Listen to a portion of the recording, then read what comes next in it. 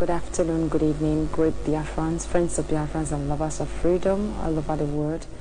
Welcome to Sunrise Daily News Analysis on Biafra Television. This program has been designed to educate you, to enlighten you, to analyze news in details, and of course bring to limelight all the secret evil going on in the contraption called Nigeria. We are the indigenous people of Biafra, led by Mazi Nnamdi Kanu and deputized by Mazi Chimufo. We are from the land of the rising sun, Biafra. And this morning we are reaching you from Biafra land. My name is Ngozi Chukwuka. In the studio with me this morning it's Mazi Victor Onyido. Good morning, good afternoon, and good evening to you all Biafrans and all of us of freedom watching us live and direct. I say stay tuned as we bring you wonderful discussion this morning. And good morning to you, Wanda. Good morning to you. Okay, this morning Mazi Victor Onyido will be analyzing what we have here, and in a couple of minutes Mazi Elvis Onwudiwe will be joining us on email, and they both will be analyzing what we have here this morning. We have every day we bring to you important topics, important news from different Nigerian newspaper publications. We bring them here on this platform, we analyze them and debunk the lies, we expose all their lies. Do not forget that Biafra Television is a place where we expose the lies. And the indigenous people of Biafra has come to destroy the contraption called Nigeria, because it is a false entity, because it is an entity full of evil that has brought nothing but evil to the people. It has brought nothing but gnashing of teeth to the people. It has brought nothing but death, kidnappings and crying, mourning every day. And we have come to pull it down with nothing but the weapon of truth. Our weapon is only the weapon of truth, and without fear of favor, without minding who is involved, without fear of their armories, we are here to say it the way it is. We are here to give the gospel of truth. We are here to expose all their lies, and at the end enthrone the land of the rising sun, which is Biafra, the land of truth, the home of truth. So this morning we all must join our heads together, join our heads to ensure that the contraption called Nigeria is being pulled down for the indigenous people to experience their freedom, for the indigenous people to experience their peace, for the indigenous people to experience what life is all about. We must pull down the contraption, and we do that with just the truth. That is why you need to share this program. That is your own bit.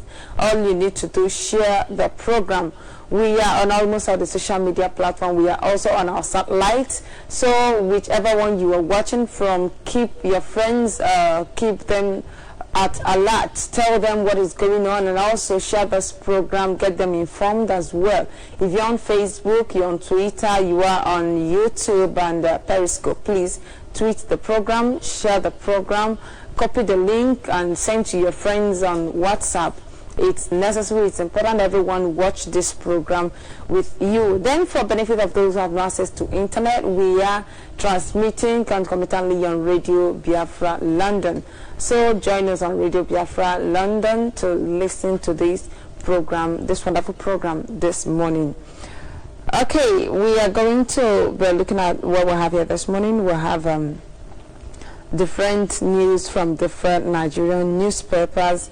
We are going to be discussing them this morning. The first one here: Immortal Union's president prepares for self-defense against FULANI militias. Immortal Union's president prepares for self-defense against FULANI militias. The question is it a welcome development? How will they go about it?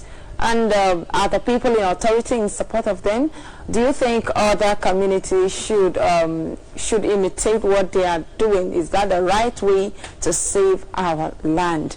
Okay, the next one: Fani Kayode threatens to lead Southwest separatist movement. Fani Kayode threatens to lead Southwest separatist movement, and you know, we are going to be looking at the feasibility. Are they really in order? And how do you think it is possible? We are going to be looking at that. And then the next one here: 91.8 million Nigerians are extremely poor, says World Poverty Clock. 91.8 million Nigerians are extremely poor, says World Poverty Clock. And the last one here, Nigerians must be allowed to speak out what's going wrong in the country. Coming from Aisha Buhari, Nigerians must be allowed to speak out what's going on in the country. Okay, so these are what we are going to be looking at this morning. Very, very important. And right now we have Mazi Elvis with us on email. Hello, Mazi, good morning from here. Yeah, Madam Desi, good morning. And Mazi Victor, I'm saying good morning to you all from this generation. Send out for today's edition. So, thank you very much. So, you are welcome. You're welcome. Thank you very much. Okay, so we'll go straight to what we have here. Imo Town Union's president prepares for self-defense against Fulani militia. Following the recent killing by Fulani herdsmen in the eastern zone, Town Union presidents under the aegis of the indigenous Imo Town Unions and their counterparts in the southeast have threatened to resort to self-defense if the federal government fails to address the menace of herdsmen in the region. Rising from its National Executive Council meeting, the Igbo Town Unions yesterday called on the federal government to, as a matter of urgency, put a stop to the insecurity challenge. The disclosure was handed down in a communique issued by the association, which comprised of presidents of Imo Town Unions from the 27 local government areas of the state and 36 states of Nigeria. The communique was signed by National President Chief Emeka Diwe and the other presidents. The indigenous Imo Town Union's President of Presidents condemned what they described as incident attacks by Boko Haram insurgents and herdsmen, noting that the attacks are on the increase daily. In the light of this, the association called on the federal government to be proactive on security of lives and property, adding that Igbos need to be reassured of their safety. The union pointed out that if the federal government fails to rise up to the situation, people will be forced to take traditional self-defense mechanisms to avoid destruction of lives and property by attackers. One of the primary duty and obligation a reasonable and caring government owed to its people is protection of life and properties. It follows that where the government fails in this important duty, the citizens will be left with no other option than to reactivate traditional self-defense approach to avoid being destroyed or exterminated by the invaders or attackers, the statement read. Meanwhile, the NEC has congratulated the new Imo State Governor, Chief Emeka Ihedioha, and Deputy Governor Honorable Gerard Irona, supporting the resolve by the office holders to provide Imo residents with good governance. They commended the governor's call to encourage partnership with the town unions and local government councils to drive sustainable development of the rural communities, rural commitments in Imo State. In a related development, the NEC has resolved that every Imo State association operating anywhere outside the state will henceforth bear the name Association of Indigenous Imo Town Unions, with permission to register with the Corporate Affairs Commission as a branch. Okay, so Mazi Victor, do you see this as a welcome development? Well, I see it as a welcome development if there is any feasibility around it, because when you check the feasibility study, sorry, we'll come to the feasibility first, but now we want to look at is it really a welcome development? If at all it's going to work out, is it a nice exactly one? That's the area. Do you think it is okay? That's the area I'm going. The people didn't even have to say anything much about this, because broadcasting it and talking too much about it is even what is going to make it not to come to a reality, because the federal government you are asking to do something about it are the Fulani herdsmen themselves, and the Fulani herdsmen are the same thing with the federal government. They are the same thing with the police, they are the same thing with the Nigerian army, they are the same thing with the NSCDC, and all of them are working together, and they have one single goal. The single goal is to wipe out Biafras when the jihadis will eventually begin.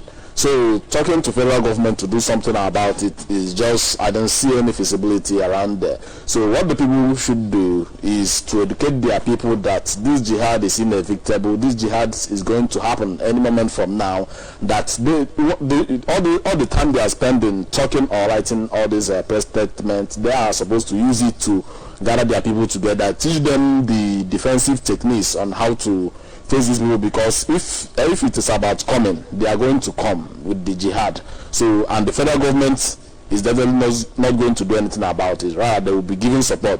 Remember when they wipe out hundreds of villages in Agatu area of Biafra land, the federal government was giving them air support through the helicopter, protecting them from air while they carry out the jihad on ground. So the same thing is going to happen everywhere in Biafra land. So what the people should be thinking about now is to get themselves equipped, not looking at federal government. If they didn't do anything, you will start doing something. Don't wait for the federal government. They are not going to do anything at all for you. So it is a welcome development if they are going to start up immediately and begin to do something about the oncoming CH. Thank you. Okay, thank you very much. Mazi Elvis, what do you also have to say? Are you also in line with Mazi Victor that they ought not to announce it, or they ought not to make it public or publicize it, letting the people know that this is what they have resolved, and calling on the federal government to do something else? They will, they will defend themselves. What do you think? Is it improper for them to publicize their resolve? My sister, it is easy to say than done these days. A lot of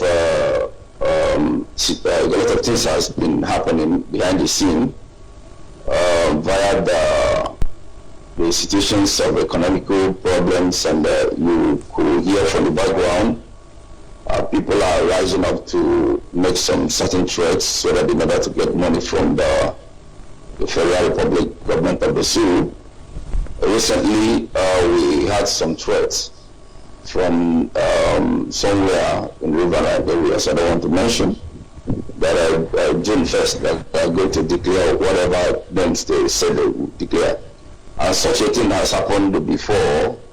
About 2 years ago, they showcased a lot of photoshops of nuclear weapons or whatever. And at the end of it all, money was reimbursed to them. Those of them that are clamoring for such got quiet. So this very self-defense, and whether traditions or local or whatever,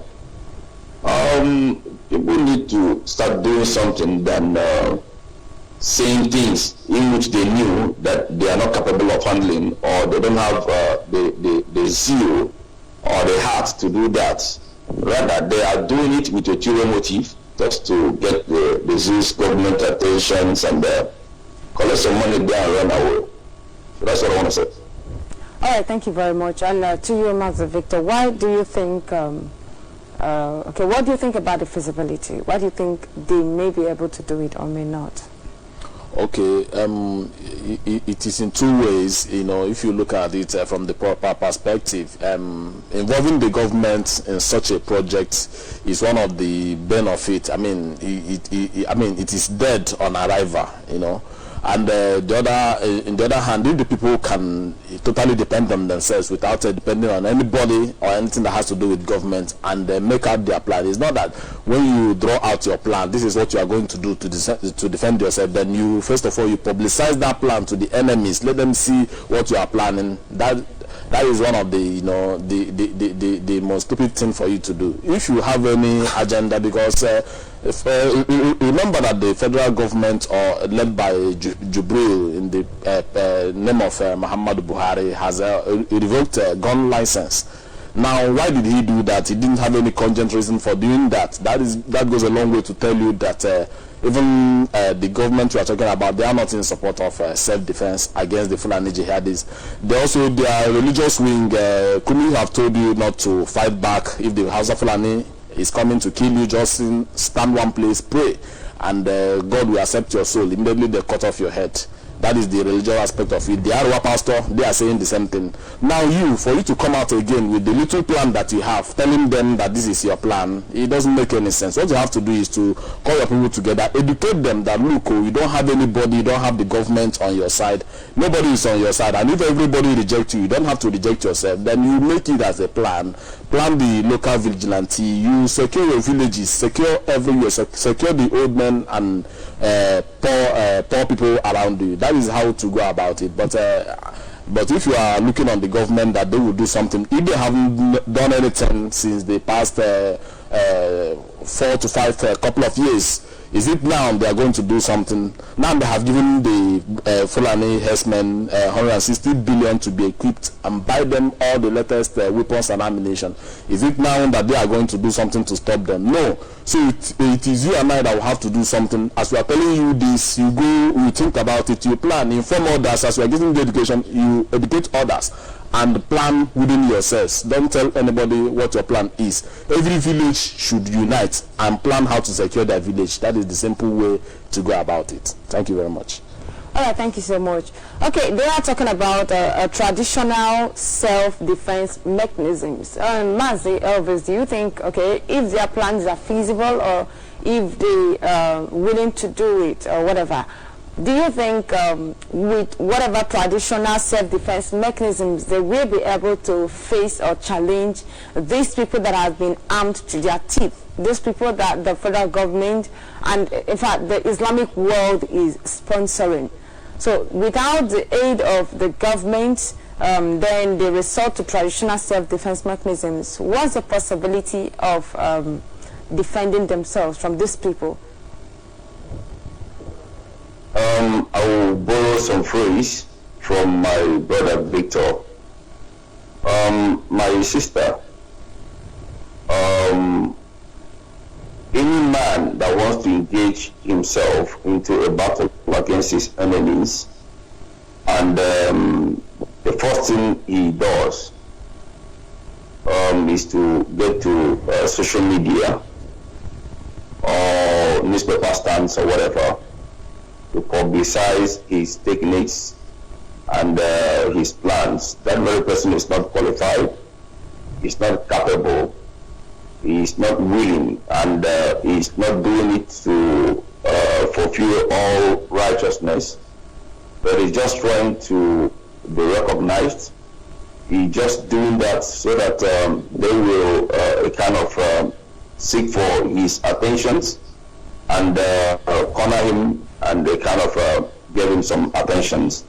Because I could remember Boko Haram's Mieti Allah and henchmen, you've not had them coming on air to tell you what they're about to do, but they rather do it and you see it on newspaper and you see the action on ground. So it is only in some southeast areas of the zoo. Now we kind of behaving like Yorubas. We are now behaving like Yorubas. You know, it's only Yoruba man that will have a problem here, and his opponent stands in front of him. He will left the man and cross to the other side. Start calling everybody, oh, please come. Just help me now. Not when I beat this man, that people will say that I did not beat him. So that people should stand and see that I want to beat him. But the real man don't make noise. Real men just go ahead and do their things their way, and you hear the heat. And for that very heat, it will make wave, and fear will come upon your opponents. You know, so for them to go to social media or whatever, first thing you should kind of ask is who is involved, who are those people behind these very publicities, and what do they entail? What are their insinuations? What are their kind of aims and objectives, and who is behind them, who is sponsoring them? Why is it that they're coming out right now? Are they already prepared, or are they going to be prepared after the announcement, or do they have all it takes right now to challenge their problems? That is what you should be looking at, because a man that is not prepared always makes a great noise. You know, the people that are prepared are eager to go out and do things that people will hear and they'll be afraid of. So making noise on social media is rubbish. So, you know, social medias and the media house right now are contradicting a lot of things. So, we cannot mechanic and mad people, insane people are now dressing in the same code. So we cannot differentiate, we cannot be able to separate Barnabas from Paul, or a kind of separate chaff from corn. So let them start whatever thing they want to do first. Do your thing, and you don't need, it's just like what they said, it's a vision. It's a point that when they come, it will speak. Not you now, right now, coming out to tell people that you are rich. You know, I'm a big man now. You don't have money. Then Dangote cannot come out right now. Ipob cannot come out right now and start telling people that he has money. No. His effects, when he moves, his speeches will tell you that this man is a man of caliber. You know, people that don't have teeth always brag of biting. So that is what I want to say. Thank you. All right, thank you very much. Now, let's look at what this body is all about. Because this is not just, this is not supposed to be a political body. When you talk about town unions, it comprises of both the poor, both the rich. Like I know in my own village, when you come to Port Harcourt, we have the town unions, which everybody, provided you are from the village, you must be a member, and you are in Port Harcourt, you are in Lagos, you must be a member there in Lagos, wherever, irrespective of your class or your financial status. So it's not a political you know, organization or political movement, just like Ohanese Ndibo. So now, looking at the body, looking at the organization, do you think because they all have relatives at home, they all have their brothers, their parents at home, do you think the government can influence these people? Well, I will answer your question in both ways. Let me even start from the first one. Okay. See, for them, just like the way you are trying to describe them, you see one thing, let me just paraphrase a little bit. See, one thing that is, one thing that destroyed Africa is disunity. Now, do you know that before they brought us, okay, when you look at what Africa, what the Europeans brought to us, they brought Christianity to us, they brought Islam to us, but what did we give to them? Nothing. Now, we'll give them our wealth. Okay, all right, you said that. Now, you see, the Europe, I mean, okay, the people that came to amalgamate this very zoo country called Nigeria, they are just 400 men, 400 British men came with their ship, with their gunboat to amalgamate hundreds of millions of people. Don't you see? Okay, now, how could that be possible? It is possible because we are divided in separate smaller group, you know. Had it been everybody is united as one and fighting these people, they will not even last 5 minutes in our hand. Now, these Fulani jihadists, they are gathering together in union, they are gathering together as one. If all the Biafrans in Biafran land, if you bring out all the men in Biafran land and let them stand, all the road in Biafran land cannot contain them. I mean, only the men, no. Yeah. Talk more or less of the women. If everybody come now, like this union, the main thing I would advise them, if they are listening to me, for them to do is to unite the people first. Because I told you, anytime I'm talking about it, a lot of people tend to be getting offended and attacking me. But that's the truth I'm saying. Religion came to, you know, separate and divide us.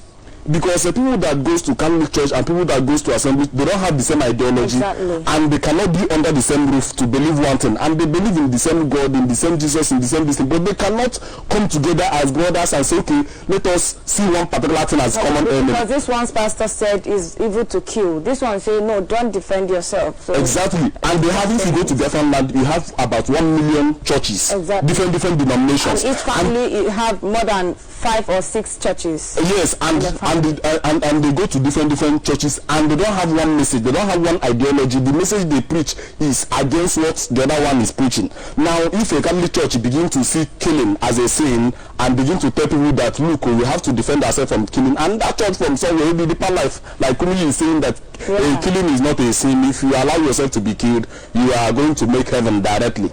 Have you seen the message? So this thing now give us a divided ideology. We are divided among ourselves that we no longer reason like human beings. So that is what IPOB is more or less trying to do. Because when people say give us command, our people are not here united. Though. People have different ideologies. Some people believe in the Fulani ideology. Some people believe in so many ideology that this religion, this thing have brought to us. So if this town union can gather our people together, unite them, just like you mentioned in that your area in Iguacha, that no matter how you are, no matter who you are, whether you have money or not, you have to belong. So irrespective of your denomination, irrespective of your whatever ideology you believe in, you throw it, fold it, throw it into the bottomless pit, and unite as a people. Know that you have one common thing, have one common enemy. If my enemy is your enemy, and my friend is your friend, believe you me, even if the whole world gather together, every other person in the rest of the world gather together to come and fight one united entity, believe you me, they cannot even last, because we will destroy them because we have unity among us. But if we begin to fight in a smaller group, this one is okay, because IPOB is a very big organization. We rule the world, we control what happens in the world. Then because of that, you don't want to join the ideology of IPOB. You want to form a smaller group to be fighting for the same ideology but in a different way with a different message.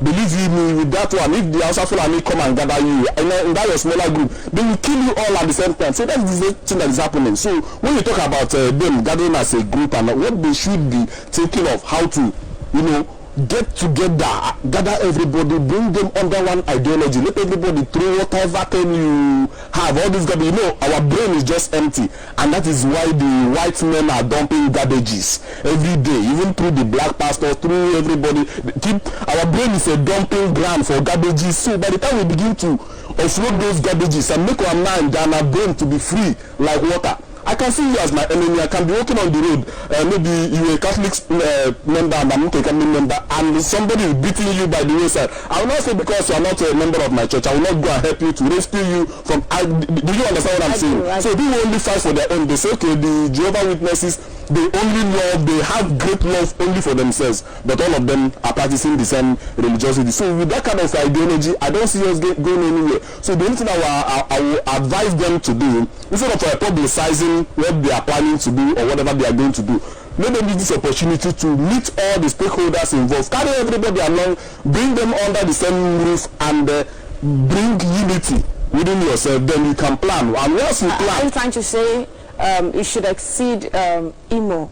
Imo, all the indigenous people in Imo should come together. Yes. What I'm trying to say that is not only to be named alone for the Imo. Like what I just gave you the other day as a parable, that if you plant a vineyard or a farm, if you have a garden, and my own garden is close to yours, and we planted the same thing, but on different, on different level. Yes. Now my own farm is very close to yours, but because I am your enemy, now you saw a goat. Goat like to eat yam and maize with ogo that is planted in that farm. Just because I'm your enemy, we don't have the same ideology. Just because I'm going to Catholic church and you are going to Assemblies of God church, you say okay, you will not chase away the goat, and the goat doesn't even know the difference between the ideology we believe in. Now the goat is eating the corn, the maize, and the yam, and even the ugu in my own family. You turn a blind eye to it. Very, very soon, in less than 1 month, my own district will finish. The goat will finish eating up everything, and the goat will still go hungry again. What do you think? It will say, it will not, it will come. So that is the only thing. It should be all encompassing. That is all encompassing. I mean to say, all the different land should be involved in this, because if the House of Fulani, if you protect Imo State and they don't protect Anambra, it is the same thing. They will conquer Anambra and come to Imo. If they conquer Imo, they will still go to another place. So if it should be inclusive, draw the map of all the different land and plan a very proper way of how to defend it from the. We are not attacking, but we are trying to defend it from these invaders that is coming. So that is the ideology I'm trying to give to them. Thank you very much. Okay, thank you very much. Mazi Elvis, based on what Mazi Victor just said now, it shouldn't just be Imo. Imo should try and gather Abia, gather Ebonyi, Enugu, all of them should come together. Do you think it's wise enough, or don't you think if Imo can come together without publicizing it and they start up something, because gathering of all other states might take a longer time. We've seen how long it's taken IPOB to gather everybody together. So now these people are already in our land, and by the time they start gathering Imo, Abia, Enugu, just gathering your family is even a problem yet. Don't you think it will be late? And then it should be advisable for those of them in Imo who have started to gather themselves without any, without any problem, gather themselves together without publicity, and then start up something. By the time those in the other states sees what they are doing, they will also rise to their responsibility. What do you think? Okay, my sister, let's look at the foundation of the gathering.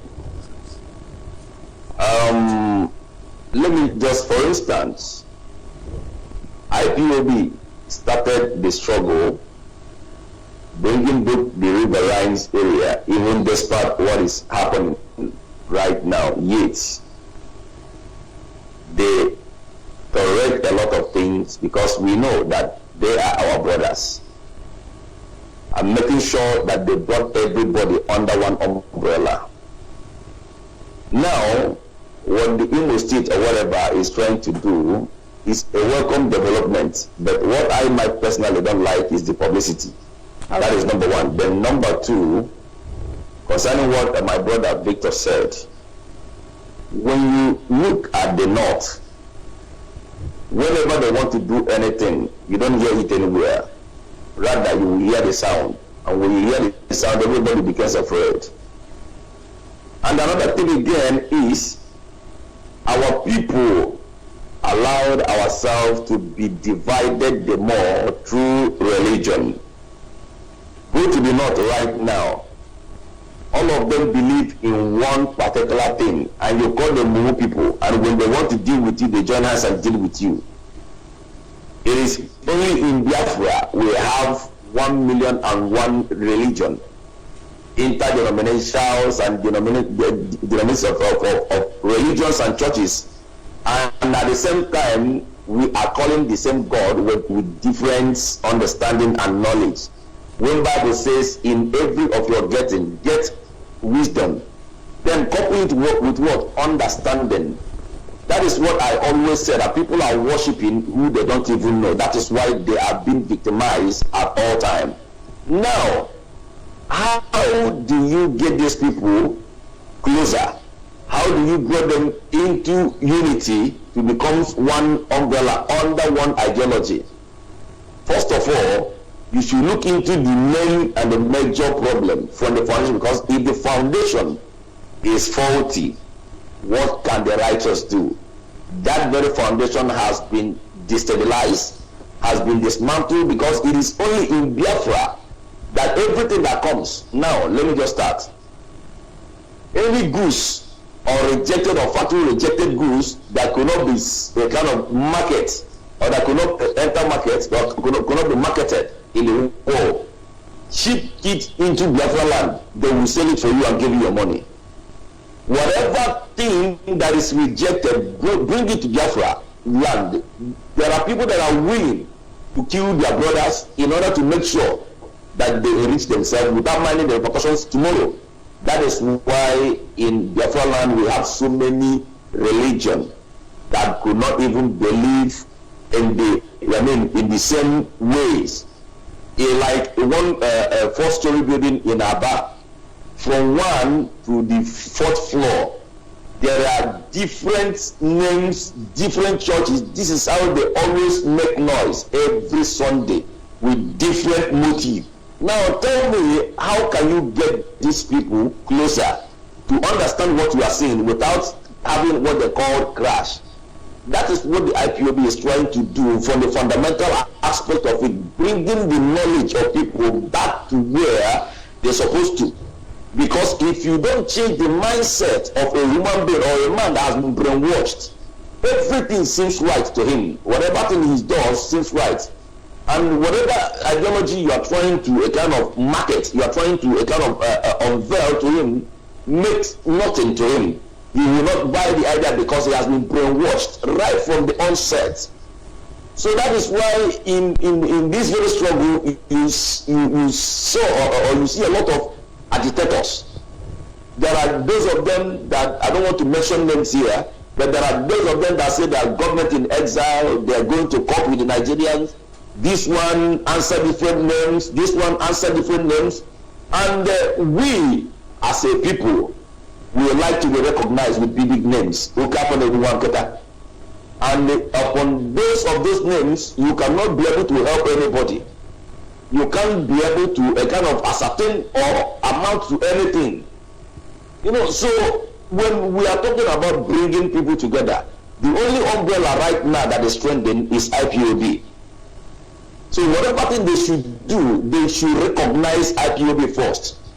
They should know the fact that the IPOB has done what those of them has never even imagined or a kind of thought that this thing could be possible. So if they are now kind of sidelining or kind of isolating themselves from the truth, trying to make it to my sister, it will end between under 1 month, it will crash. Why? Because Ndekwo will come up with what they call PhD, pulling down. It will not work. You may have a good vision, but if you don't carry your people along, it will never work. It will go a long way. It will just last for a while, and after that very while, you have problem. That is exactly what happened to Bakassi. When Bakassi comes up, you know, a lot of ideology, a lot of people that is against, and people that have. Yeah, talking about recognizing IPOB. This is a community, a town union. This has been in existence before the body, IPOB. This is a town union. Every town, every city, wherever you are, you have your meeting at least once in a month. And most of these people, like my own, when you come to Port Harcourt, the town union, our town union there, in fact, 80 to 90% of them are IPOB member. So are you saying that without coming to maybe write or get communication with the leadership of IPOB, they can't carry out such activity in their community to protect the community first of all? Please, that is the one that is in their power to do. Protect your community. It's not about, do you think it is a must for them to identify with IPOB as a body before they can do something to protect the land? They are all in why? Now, the reason of my sayings was that how the question comes, and number one, how it sounds on social media. You know, so had it been that we are saying that these people from this very side are saying this, that this very plan they have, and that this very plan that they will like it to escalate to other regions or extend to other regions of Biafra. I believe that this very, the way you are trying to bring it back right now will make a lot more sense. But when we are discussing about the publicity, when we are discussing about coming together, the only way to come together is to emulate what the IPOB is doing. But for them individually, they have some visions of what to do. Then we can call on Biafrans to emulate from them. And before emulating from them, we should watch them and see their reactions and see the effect of what they said, because it is easy to say than done. So what we need to do right now is to watch them, to carry out the first assignment. If it works done well, it works emulating. So that is what I'm trying to reflect on. So thank you. All right, thank you very much. All right, Master Victor, you also said something about in the north, the way they carry out their actions. Before you know it, they've taken action. They don't need to publicize it, and they are united. They are united, and we know that in the north we have the Northern Caliphate, the FULANI Caliphate. They are together, and then they are just like our Igwes and Chief and Ezes and all what have you here in Biafra land. So don't you think the problem originally is from these warrant chiefs, and then because the government placed them there, over there in the north, the Caliphate dictates what happens. They come together and decide, then the information goes to the mosque because they have just one mosque, maybe one religion or whatever. But here in Biafra land, we have the Ezes. In fact, presently in Imo State, we now have the Eze and the Eze, which is not our custom, which is not our tradition, it's not how we do things. So now, do you think these people can make waves without dealing with this particular organization of Eze, warrant, king, chief, whatever? Because I think that's what the problem is. They are the ones that are supposed to come together and say, okay, our people, we are sending you out. We are sending the youth to go and do this. But today we have an Eze in Igbo land that is a Muslim. Yes, my sister, you are right in your second paragraph. Those people we call Ezes or the warrant chief in our land, they are the major problem we are having, because you can't juxtapose the method or the methodology of the North Mass with the way the Easterners apply their own sense of reasoning. For example, you know, they themselves, they just like you said, the caliphate, they controls what happened. Yeah. Just like Sanusi, you know what he called does the level, I mean, of ground he covers. But now that Gambuje decided to divide his kingdom, you see the catastrophe that is coming as a result of that very single division. Now we have over 1.something million Igwes and Ezes and chiefs and what have you. All of those people, if you bring every single one of them together, they can't offer any single thing. They only think about me, myself, and my family. There have not been any single development. I have taken out my time, sometime prior to this time, to go and visit some of those people that claim that they are Igwes, they are representative of the people. And at the end of the day, I see nothing on ground apart from the fact that there's a community that I entered and I saw that the only beautiful house in that very community is the house of the Igwe of that very community. Every other people around that very place, that very village, live in thatched house and mud houses. So now, with those kind of ideology, you suppress other people in order for you to shine alone. It is destroying the unity of our people. So now you made a very valid point here. If our people can bring those people together, because I don't even know who is the real Eze in Biafra land. I see Igbo Eze, we are Republicans in nurture. If we can have one single mouthpiece, that, I mean, let me not bring in IPOB here. Let me just say, in whatever they are doing now, if they can have a single mouthpiece that will bring all the Ezes together, I think that is even a very good ideology, because this Eze now, maybe let me say, Eze means the same thing. It is not about a religion or one cult or one affinity together. All of them are Eze. So if they have a council of Ezes that will bring everything that is Eze or a king or whatever name you are going to give it, all those one and chief, bring them under the same roof and tell them that, look, we have a common problem. But the issue is that ideology has already been divided, because you will still have some Ezes among them. Okay, just like you have mentioned, we have Eze in Biafra land that is knocking his head on ground as a Muslim. That is the worst form of abomination, for other people to see it and accept it, and for anybody who coronated him is also sharing in that very abomination. That is why it seems like our ancestors are just very angry and they are silent, because all those things, you know, they are not doing anything. They are just very quiet and silent. Why is these people of this generation bringing evil? How can somebody, you call yourself Eze, you are circumcised and you are locking your head on the ground for Muslim? That is the worst evil that can happen anywhere in Biafran land. So if they can come together and destroy all those evil ideology and think as well, that is how they can direct the youth. Because so what is the possibility? Is this still possible in this time?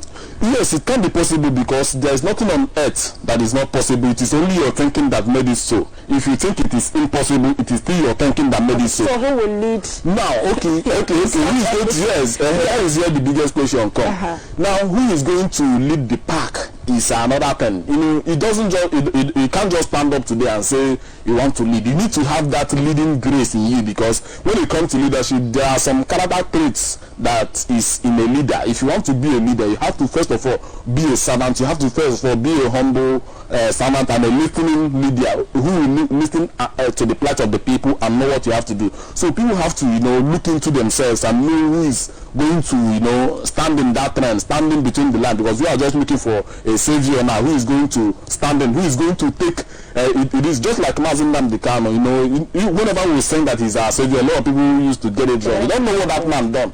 Somebody that is ready to sacrifice his own family. How many of you can do that? He sacrificed everything that gives him pleasure. He sacrificed the billions and trillions they promised him in Kuje prison because of 1 million. If it is just normal Biafra or normal Igbo man, you say, I will see billion and trillion that will make my life change forever, and I will leave it because of useless people that doesn't even worth fighting for. That is where the ideology will take them. They will say, okay, now let me take this very life of comfort. Let me just go to this heaven and leave these people in hell. But he divided everything, and he entered the hell himself. He entered the rotten, smelling zoo prison himself. He eats the shit in the zoo just because of you and I. So if we can have somebody that is ready to say, okay, I will kill this king, I will sacrifice everything for the good of my people, let me use myself as a sacrifice. If we can have such a person, then you put yourself in between the line, because you are going to be attacked. The people you are fighting for, they will insult you, they will fight against you, they will berate your ideology. But if you can still endure all of that and put yourself in the gap, then you can begin to bridge those gaps. You can begin to bring those people together. By the time you begin to convince those stubborn ones among them, then they can help you to bring the rest together.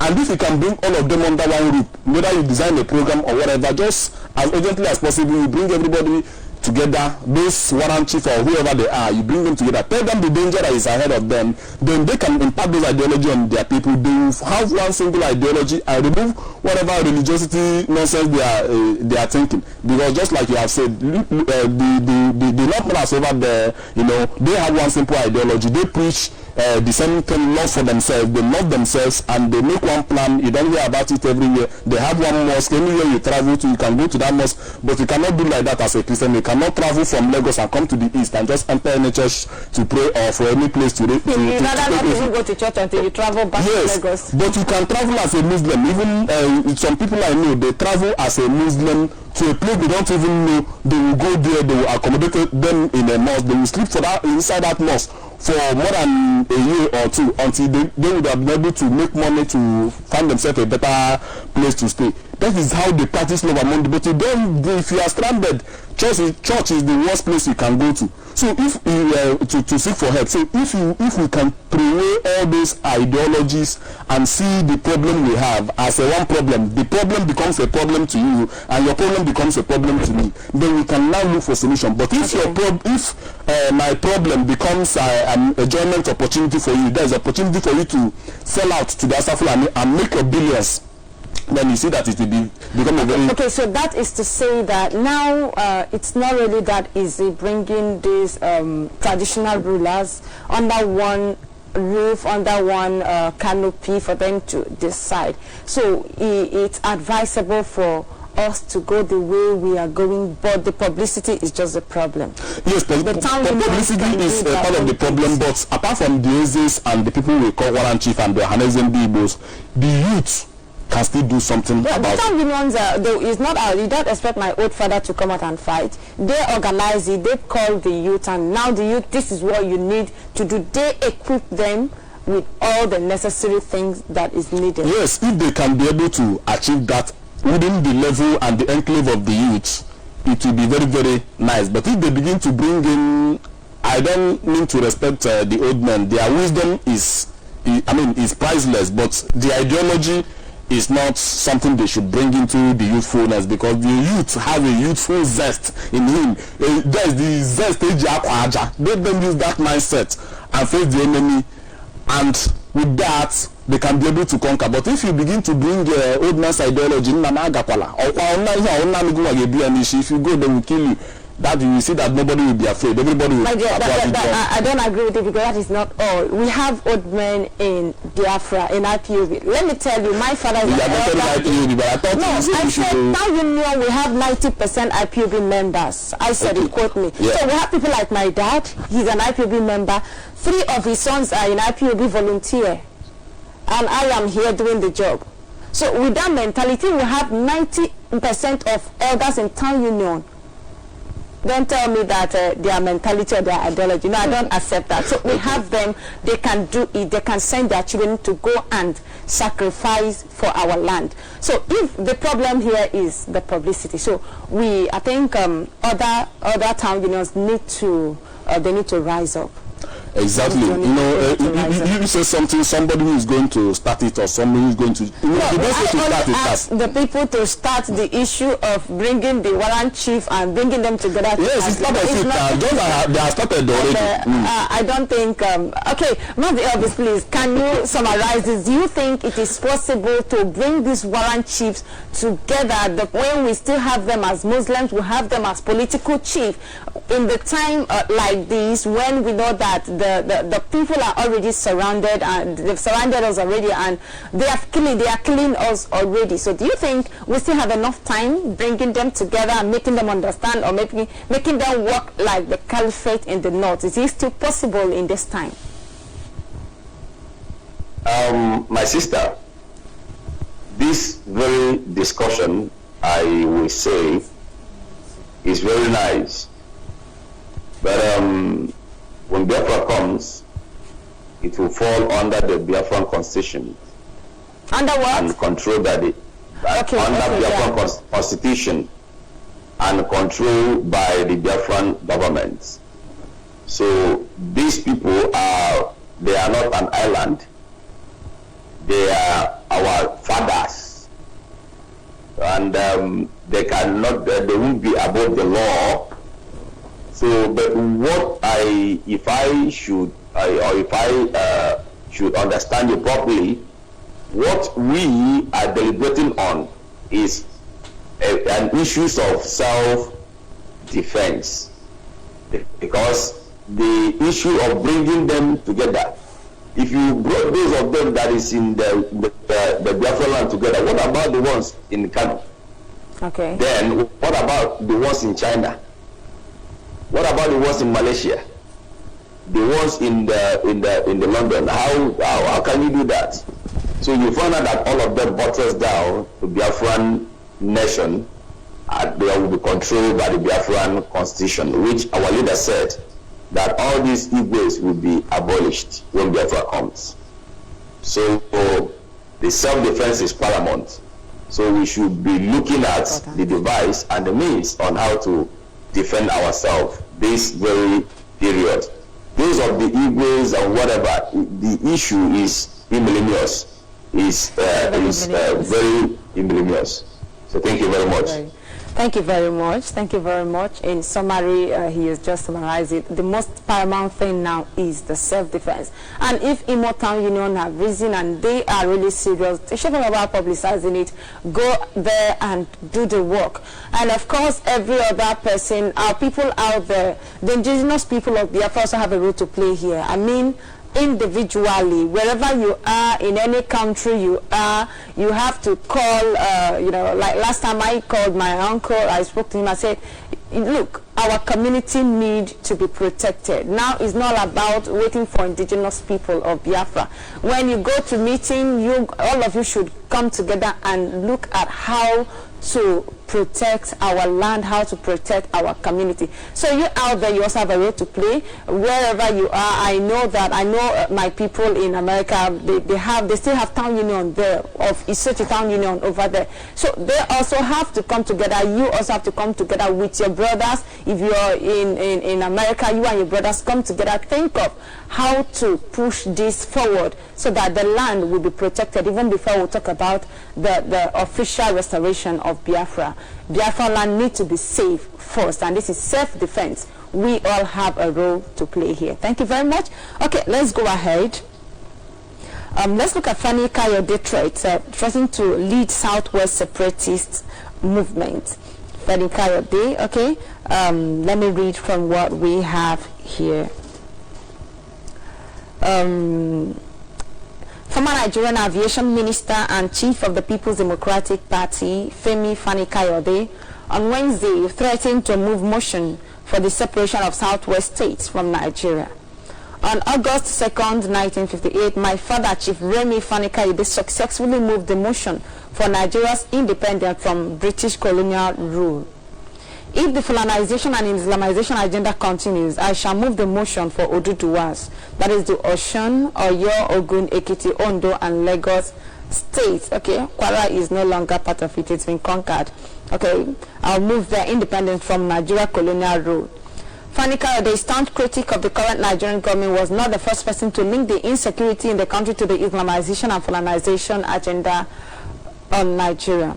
Former President Olusegun Obasanjo in May met the allegation but did not call for the separation of any parts of the country from Nigeria. Obasanjo said Nigeria's challenge has moved beyond an issue of lack of education and lack of employment for our youths in the Nigeria, which it began, as Obasanjo said. It is now West African Fulanization, African Islamization, and global organized crimes of human trafficking, money laundering, drug trafficking, gun trafficking, illegal mining, and regime change. Obasanjo's claim was backed by notable brothers in the country, including the Christian Association of Nigeria and Professor Wole Soyinka, who hardly agrees with the former president. However, everybody knows that my relationship with Obasanjo is not too cordial, but at the same time, we should be very careful not to be dismissive. If there is a substance, the language must be put aside for a moment, Soyinka said. Okay, so what do you think about what Femi Fani-Kayode just said? He was going to move, or he's going to move a motion for the separation of Oduduwa from Nigeria. Well, thank you very much. Do you think he's going the right direction?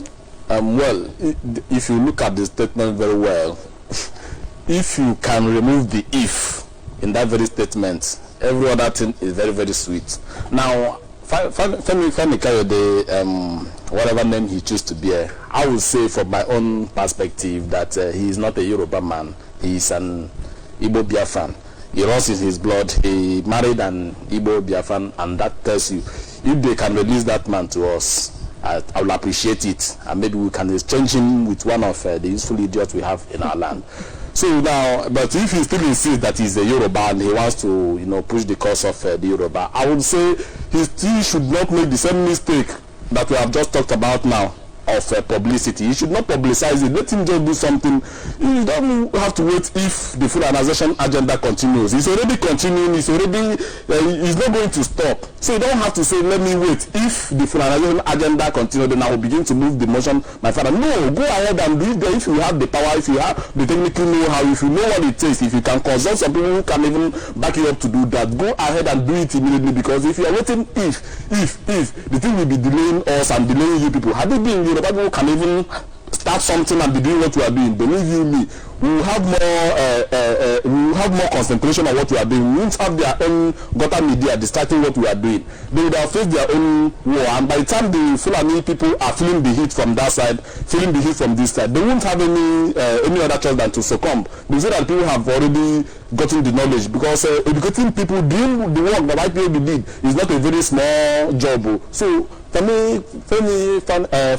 FFK, my brother, please go ahead and move that motion to destroy it, because this contraption, it does nobody any good. Are you happy that your women, the old mothers who left in the village, are being raped by this uncircumcised Fulani? Are you happy that they are killing everybody, harassing your obas and whatever you have in that very place? It is not fair now. So it is a very welcome development. If you can remove that if from that your sentence, I will appreciate it very much. Start doing it now, and the only time to do it is now. We will appreciate it, and we, the indigenous people of Biafra, will give you 100% support to push for whatever you are going to push to release us from this cage. Remember, all of us are from this cage, and we are looking for somebody that will bring the master key that will unlock us from this cage, so that everybody can go and stay in his own house and do whatever you want to do with your life. Please, Femi Fani-Kayode, my brother, I really love this very statement. If you can go ahead and do it, make yourself available, and because we are talking about sacrifice. Obasanjo talked about the problem, but he didn't talk about the solution. That is to tell you that those are the deceivers we have in different parts of Biafra. I remember Yoruba, sometimes I don't take them serious. You remember what we discussed last year? There's a threat they give that after 7 days, if the Fulani men did not leave their land, they will or something. 7 days has expired though, and still we've not had anything from them. Also, some of our misled brothers, or what am I going to call them, they say that June 12th, I think today is 5th or 6th. we haven't had anything. So we don't like all those publicity, all those talking is doing all of us. Okay, but okay, I think let me direct that to Mazi Elvis. You know, when we talk about publication, making it public, like you just talk about this Fanica, they making it public, it doesn't really make too much sense. Don't you think, just like IPOB have been using media to win the war, IPOB have been using media. You know the same thing from the Fanica Day, coming to say he was going to move the motion for separating, you know, the Southwest, or the Odudu was separating from Nigeria. And then if he's really serious, do you think it is going to help IPOB in any way? My sister, help or no help doesn't come or cannot come from a mortal man. The IPOB help comes from Chukwuka Biama. So, and we are not agitating for people to help us. We are agitating so that people's eyes and mentality should be open so that they will do the needful. Then I will just step down a bit. Publicity, the reason of publicizing, putting things on media or radio houses or newspaper is to create awareness. And before doing that, you have been able to solidify some certain techniques. That is why if you read the book of Proverbs 22 verse 29, it says, "Seest thou a man diligent in his plans?" Which means you have to be diligent and secretive. He said he will be what? He will be in the midst of kings and not mean men. Mean men means gossipers. So if you are not yet ready, you don't have anything on ground. You don't even have any plan at all. The first thing you do is to run to social media. You are heading to doom because you cannot stand. You don't have any solid foundation. If our leader started by going on social media, do you think that IPOB would have been on this level we are today? The answer is typically no. So if you want to do things, start on ground, start from the grassroots. Because we could see, for example, and our leader said it, when our leader, they now tell our leader, tell us where the transmitter is. Tell us where this one is. Tell us where this one is. And our leader now down to their tone. And today, where is the transmitter? And those of them that accused our leader of the transmitter were the ones that handed it over to DSS. And they came back to ask some stupid questions again. Which means there are things you don't need to, in short, you don't need to put all your eggs in one basket. Because enemies are looking for whom to devour. They are fault finders. And they are looking for the little mistake we made so that your vision, your plan will never work. So if you want to work, be diligent in your work first. Do the underground work first of all. Finish the sketch. You cannot just start roofing a house without first of all solidify the foundation, or else the house will do what? The house will collapse. So if he really wants to do what he said, let him start. We are watching, and it's for their own benefit. So for IPOB we have stand, and Biafra is just only but one step. We are getting there. Thank you. Okay, thank you very much. Thank you very much for that. And Mazi, Victor, what do you also have to say? You know, we have been also calling on other indigenous people to rise. So do we say that yes, IPOB work is really, you know, it's yielding? Is reverberating all around the world, not only in Africa, but all around the world. Do you know, because of what we are doing, there are some indigenous people around the world who are getting some kind of inspiration. And that inspiration is making them to think positively of themselves, because you know what this European they didn't just conquer our land and steal whatever we have. They also steal our brain. We don't reason like human being. They give us a cow brain, and that is why we don't reason like human being. But IPOB coming on board, making us to begin to reason once again like a human being, is one of the greatest things. Even people in the middle belt and some of them, they are beginning to see. Even one Hausa man I used to follow on the social media, he came out the other day to state it plainly that look, this PNB have deceived us the other while.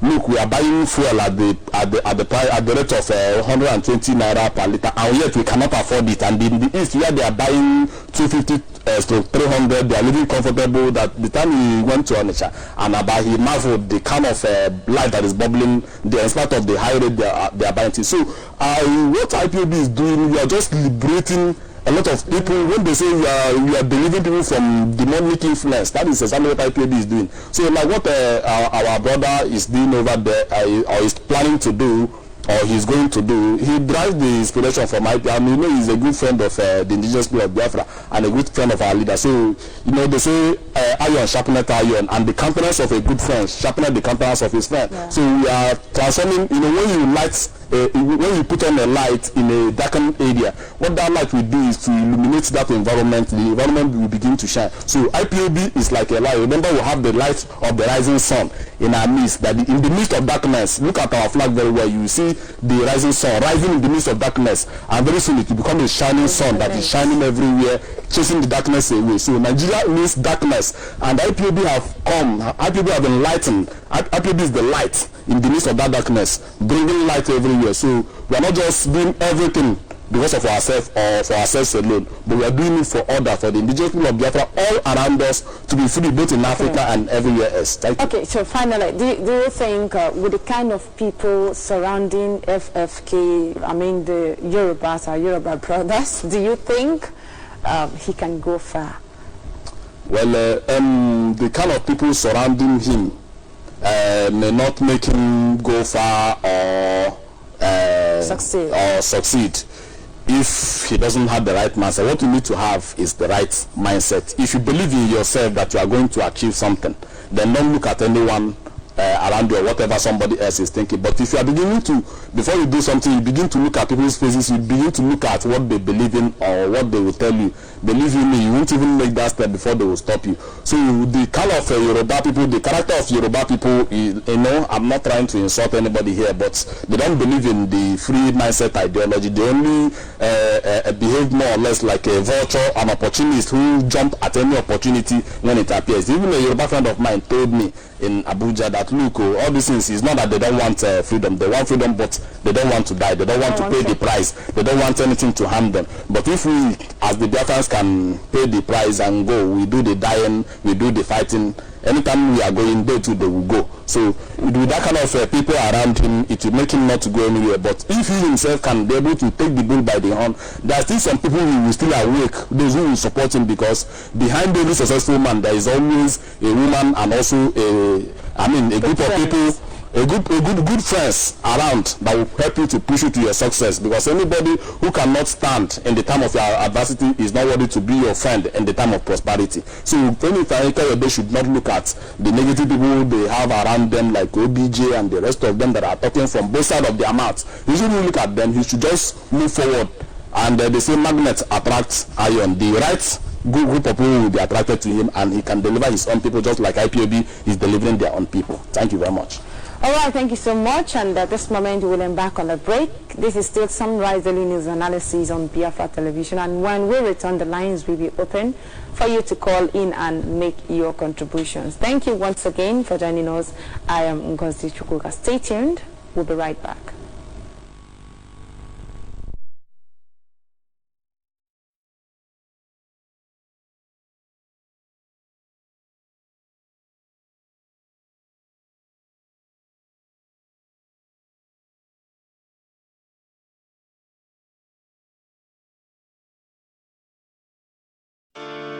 Is the king. Stripe horn is about to go down. Can nobody take what belongs to us? DJ Risky, the real biz. People of the land of the rising sun, can nobody take away what belongs to us anymore. People of the land of the rising sun, can nobody take away what belongs to us anymore. Biafra, we are down for you. For you to come alive, Biafra, we are down for you. For you to come alive. People of the land of the rising sun, can nobody take away what belongs to us anymore. People of the land of the rising sun, can nobody take away what belongs to us anymore. People of the land of the rising sun, can't nobody take away what belongs to us. I'm a Biafran, son of King of Kings.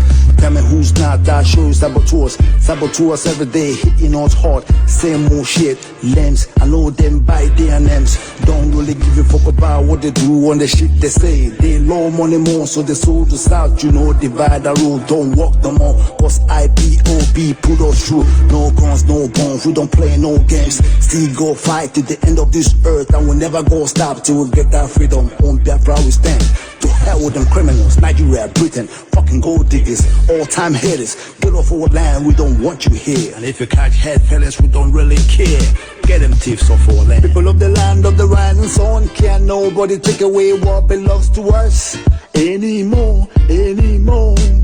People of the land of the rising sun, can't nobody take away what belongs to us anymore. Biafra, Biafra, we are down for you. For you to come alive, Biafra, Biafra, we are down for you.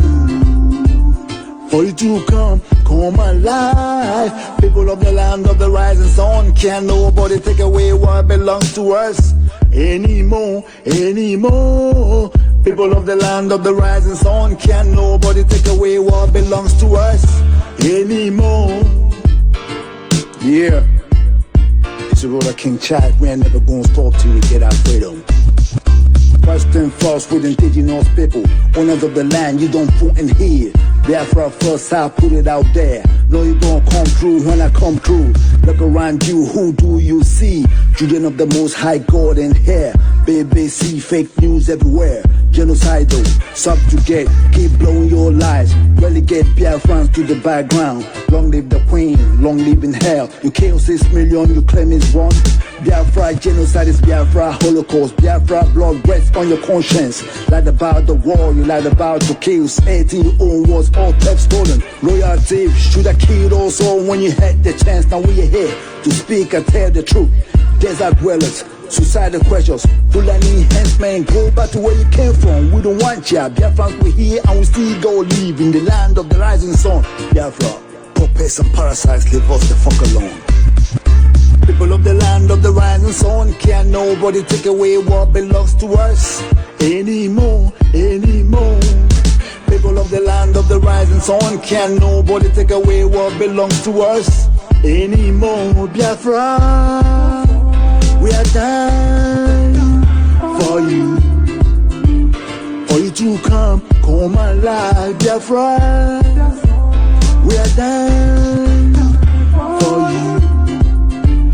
For you to come alive. People of the land of the rising sun, can't nobody take away what belongs to us anymore, anymore. People of the land of the rising sun, can't nobody take away what belongs to us anymore. Nigeria, Britain, Biafra don't owe you nothing. Get off our back.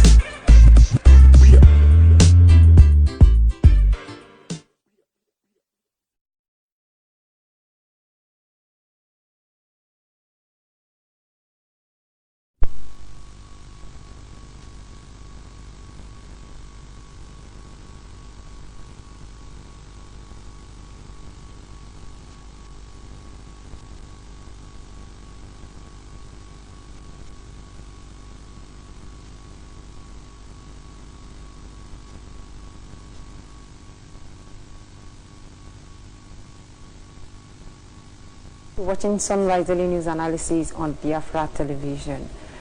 I am Ngozi Chukwuka and I have Mazi Victor Onyedo with me in the studio this morning analyzing what we have here. We also have Mazi Elvis Onwudi. We're doing justice to what we have here this morning, the news we have from different Nigerian newspapers. And of course, we have discussed at length, we have analyzed, we have taken critical look at the issues on our table this morning. And most importantly in Biafra land, self-defense should be activated. We must do our possible best wherever you are. Our town unions need to do a lot of work. They need to protect the land. You don't wait for IPOB leadership to do everything for you. No, we need to do it ourselves. We have a role to play to protect our land. very, very important. And of course, the gospel of the restoration is also sinking deep into our Yoruba neighbors. And of course, Femi Fani-Kayode has always been a strong man. Today, yesterday, he made a threat to lead the separation of Oduduwa from Nigeria. But the question is, how much ready is he presently? Who are going to support him? Because we know the Yorubas and how they live their life. We know they are not ready to die. So how possible? What is the feasibility? And of course, we're also going to look at what effect is it going to have on IPOB, or what effect, or how can IPOB affect his decision? Do you think there is anything IPOB can do to help him? Because we already have done, don't forget, we say we have come to ensure that the black race, even our neighbors, everyone, every indigenous people is being freed from this modern day slavery. So do you think there is anything IPOB can do to help him? Okay, yes, IPOB can do a lot of things, and IPOB have even done a lot of things to, help him in one way or the other, because first and foremost is, this enclave called Nigeria is a country that is, the foundation is laid with blood, and they don't want anything. Sorry, just hold on, we have a caller on the phone. Hello.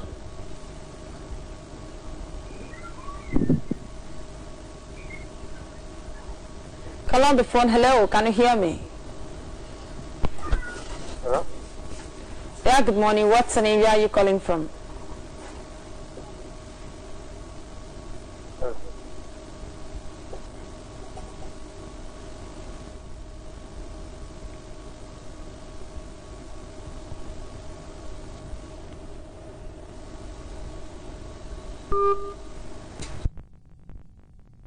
Go ahead. Just go ahead with what you're saying, sir. Okay, so they have something they are benefiting from it. You remember Harold Wilson, the British evil man over there? He said that it is better for 500,000 Biafrans to die than for him to lose 2.something billion US dollar and 2.something billion pounds oil business. So as a result of that, IPOB coming now to open the eyes of people, to show them the truth and to show them the way. We are also doing a very great work in educating, making the work easy to enlighten other Yoruba people that are giving him a tough time. Okay, excuse me, please. Hello, call on the phone. Yes, we can. What is your name and where are you calling from? Okay. My name is Mr. Chiba. I'm calling from Ipob. You're welcome. Can you tune down the volume of your listening device, please? What? Can you tune down the volume of your radio set or your TV, whichever device you are using? Turn it down. Okay. I'm doing that. Thank you. Go ahead. Am I coming clear? Yes, we can hear you now. Okay. My name is Mr. Chima. I'm calling from Ipob. I just want to congratulate the leadership of IPOB. I say may you go bless every member of IPOB that are working assiduously to make sure that restore the kingdom of God to Kiabiama content. I thank you, my star. I thank Davis. I thank every member of IPOB. My sister, I just want to contribute to most of some things that happen in this Biafra land. Do you know that the other day I drive from Igocha to this place, Imo. On my way going on the road, then cow come out from road. I mean 120 speedometer. Cow come out from inside bush. This FULANI herdsmen, cow about 30-something cows. By the time I wanted to apply brake, the next thing I hit cow, my motor damaged. In those 2 minutes, I saw army van parking in by the side of me. I wanted to rush to hold the FULANI herdsmen. The next thing, then they did not bring out a dagger and the AK-47. In the next 2 minutes, army van now parked to my back. watching what I'm going to do with this man. The motor that I'm driving now kill 3 cows. So in essence, the man, they now bring somebody from Houston. As soon as they bring somebody from Boricam, the guy now pick the cow. Say I'm killing his cow. Say I'm going to pay for the cow. After blah blah blah, police station and call police. For police to defend me, police also blaming me that they moved me. Somebody is driving at the express road. Before you know what happened, my motor damage on the way repair. I look in it. There is nothing I can do about it. I don't have anybody to assist to help me. Except the village people now come out from inside me, start blaming them. There is nothing I can do.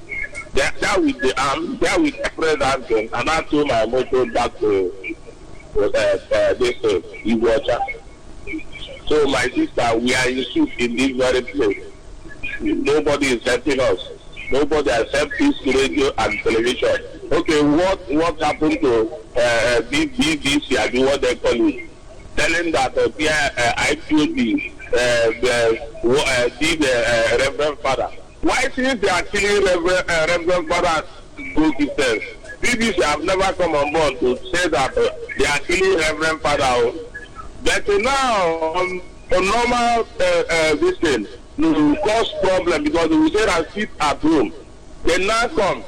Say that it's the Ipob that stole the Reverend Father or whatever in Anambra State. Since that I always put it in Anambra State media this thing.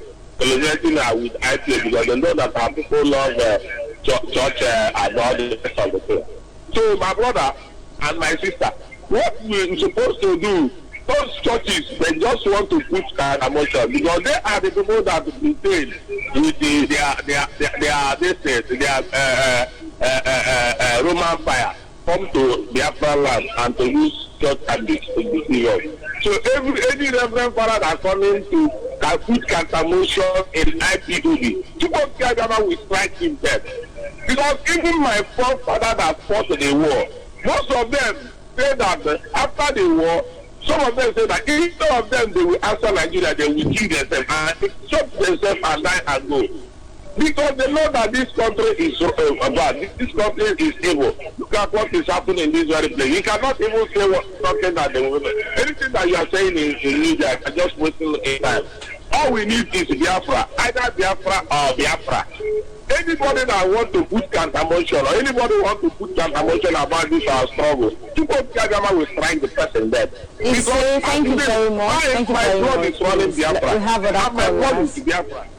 Yeah, thank you. Thank you. We really need to say something about his problem, but then let's take this call from WhatsApp. Hello, call on WhatsApp. Hello, good morning. Good morning. Welcome to the program. Mazi Victor, good morning. Good morning, watching okay. First of all, I thank you for this program. The program is very special for us. Every time I always like to listen to you. My name is Wemi, calling from Istanbul, Turkey. My contribution is just little thing for about the how to secure ourselves, our land from the House of FULANIs. For my own understanding, it's very simple, very, very simple, because for me and my own understanding, I think, and I draw the map and see that the FULANIs, they cannot do business more than the Biafrans. Most of the Biafrans are the people that do business, most people that can do business in all the West Africa, which I know. So the FULANIs won't bring them to our land. They say they want to grow their cows in our land, and they need our grass. But all I wish that we don't have good government, what we have is leaders. But all I wish the local government chairmen in Biafra land, they can do. There is a little bit effort. How will they contribute? Those land they are hired, they can be able to grow cows. Our own, we don't need to eat their cows again. For you to stop eating their cows, it's for you to grow our own cows. Understand? When they come to demand that land, they are already saying that our own cows is in that land. So they should not bring their own cows to our own land again, because already our own cows, we take them to that land. So for me, if the local government chairman can be able, we have a lot of agricultural engineering students, we can be able to grow our own cows. Understand? If local government chairman can be able to provide up to 6 or 7 cows for each local government or for individuals, be able to grow it, it will be a employment to the youth also. So they can be able to grow the cows also. In those lands that they find their iron, those lands they find they are requesting. So if a local government chairman in the Biafra can be able to provide this for the youth, for them to grow their own cows, before 2 years you will see we'll have a lot of cows to sell it for them also, because I will know that Biafra will know how to do business. Okay, Mazi, hello, can you hear me? Yeah. Okay, now we are no longer talking about maybe local government or government to, start up something for the youth or whatever. We are presently looking at self-defense. We've been surrounded already. It's not just about rearing their cows. It is now far more beyond rearing of cows. There is jihad in the land, and we are talking about self-defense here. Not about we rearing our own or not rearing, but by the time it starts, we won't even have the mouth to eat meat. Honestly, you won't even find a place to, you won't even bother about eating meat or not, but self-defense. So what do you think is the right way to go about this? 2 years is too far. They said the right thing about the self-defense is every community should have vigilante, even though they do not have gun, but they should or vigilante. But they see them. Okay, on your own over there, what contribution have you made any contribution to your community to assist them to in my community, yes, my community will have vigilante. The way the vigilante operates is through communication. Wherever they see, they communicate to other people. You see, they will be just moving around, be monitoring those people. Yeah, okay. Because you need to set up vigilante. That vigilante cannot operate anything. So that maybe if you see anything, people will start monitoring those people, moving around, flowing there. Because you have the land, you know the area more than them. When this to come into the land, you know. That's the truth about it. Thank you. All right, thank you. Thank you very much. Thank you very much. Okay, Mazi Elvis, we heard our brother who called from Iguacha. What happened? Now, it's not just that the cows ran out of the ran to the express road and damaged his car, but as he was about to talk to the Fulani herdsman or maybe attack him or whatever out of anger, Nigerian army came there and stood there to protect the Fulani herdsman. It didn't end there. When he called the police blamed him for hitting a cow when he was on high speed the major road, the express road. What do you say about this? What do you think? My sister, this sounds funny, but it's not funny at all. Not at all. This is well orchestrated plan. That is for other commuters and those doubting Thomas. No, at our Sabatagoka, and they are not playing. They're not smiling. So look at it now. He hits the cow. In the process of defending himself, complaining that the car was damaged by the cow because of the inappropriate management or control of the cow, soldiers of the zoo came in and they ran and went to Nigerian police stations and they arrested him and they charged him for overspeeding. That is to tell you that intimidation is on the high speed, and they have implemented the intimidations and subjugations on every side, so that if you talk this very way, you'll be molested. If you do this way, you'll be molested. That is what I called last year devil's alternative.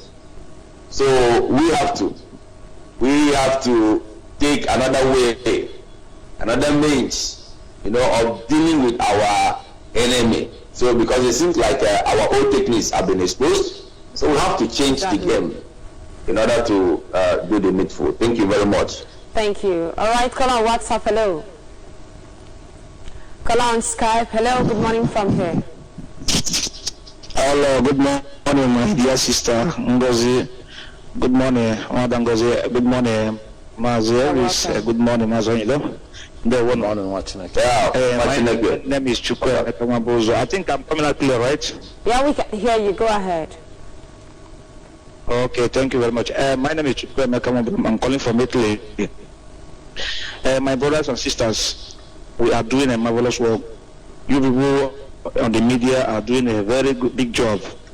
The priority of IPOB, quoted by our leader and well understood by the IPOB members, is to cure the stupidity inside the black man. We are totally stupid. As your man Victor said that, I am 100% convinced and that black people are stupid. Reasoning, we cure the stupidity. When our people get educated, everything will come easy.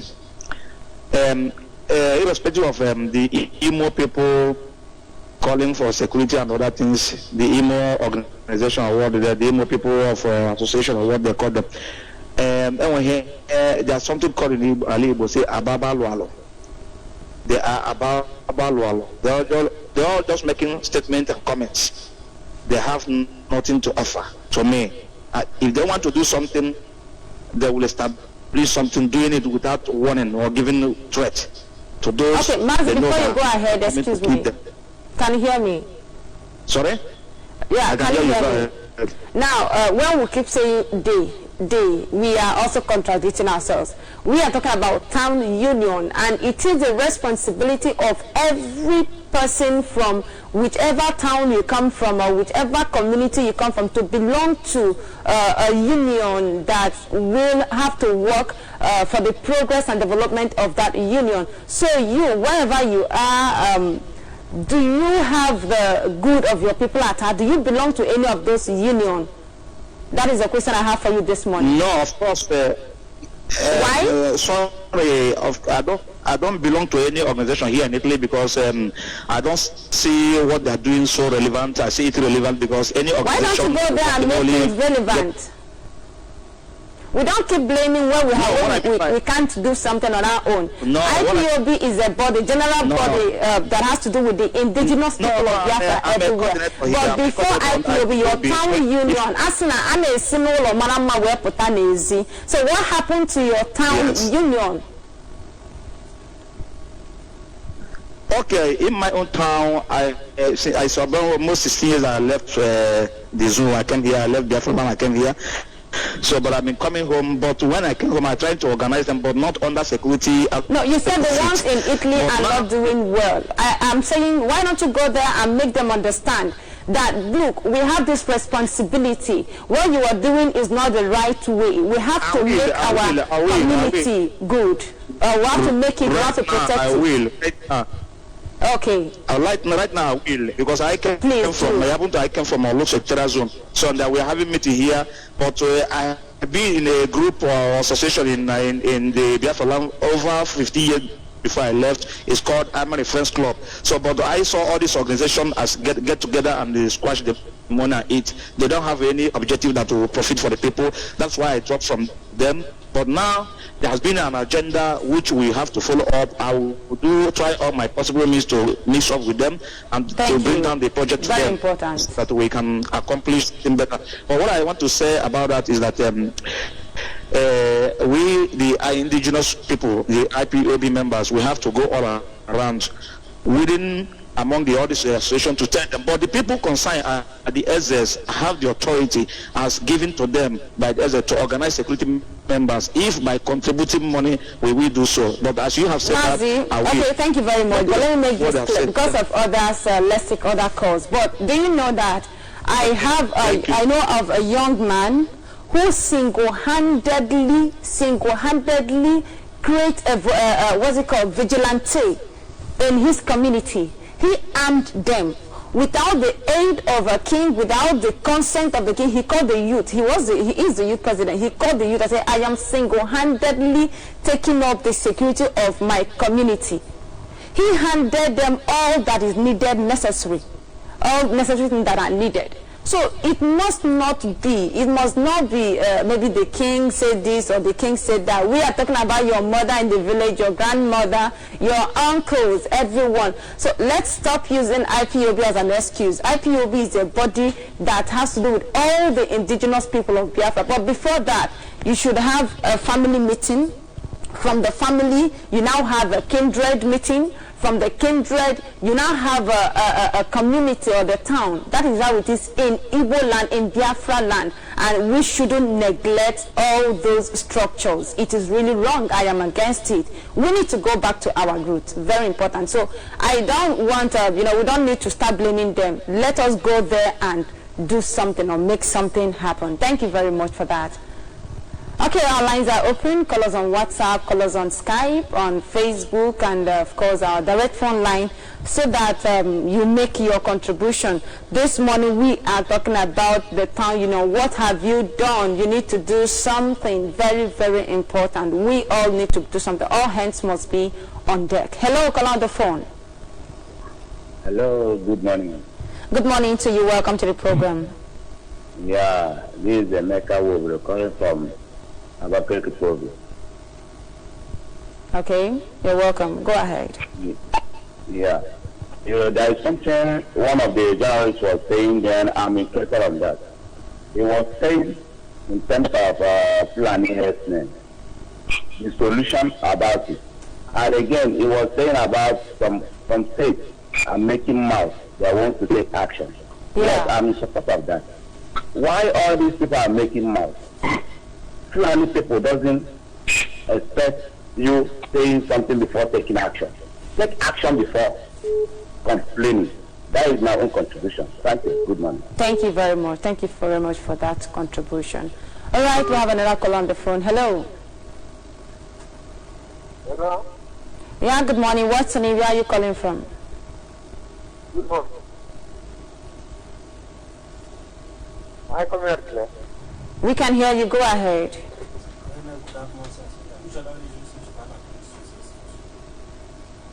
Hello. Please speak up. Okay, we have another call on the phone. Hello. Hello. Yes, good morning. Go ahead. What's your name? Where are you calling from? Yeah, my name is. Hello. Okay, you are listening to your device. You cannot take your call. Hello.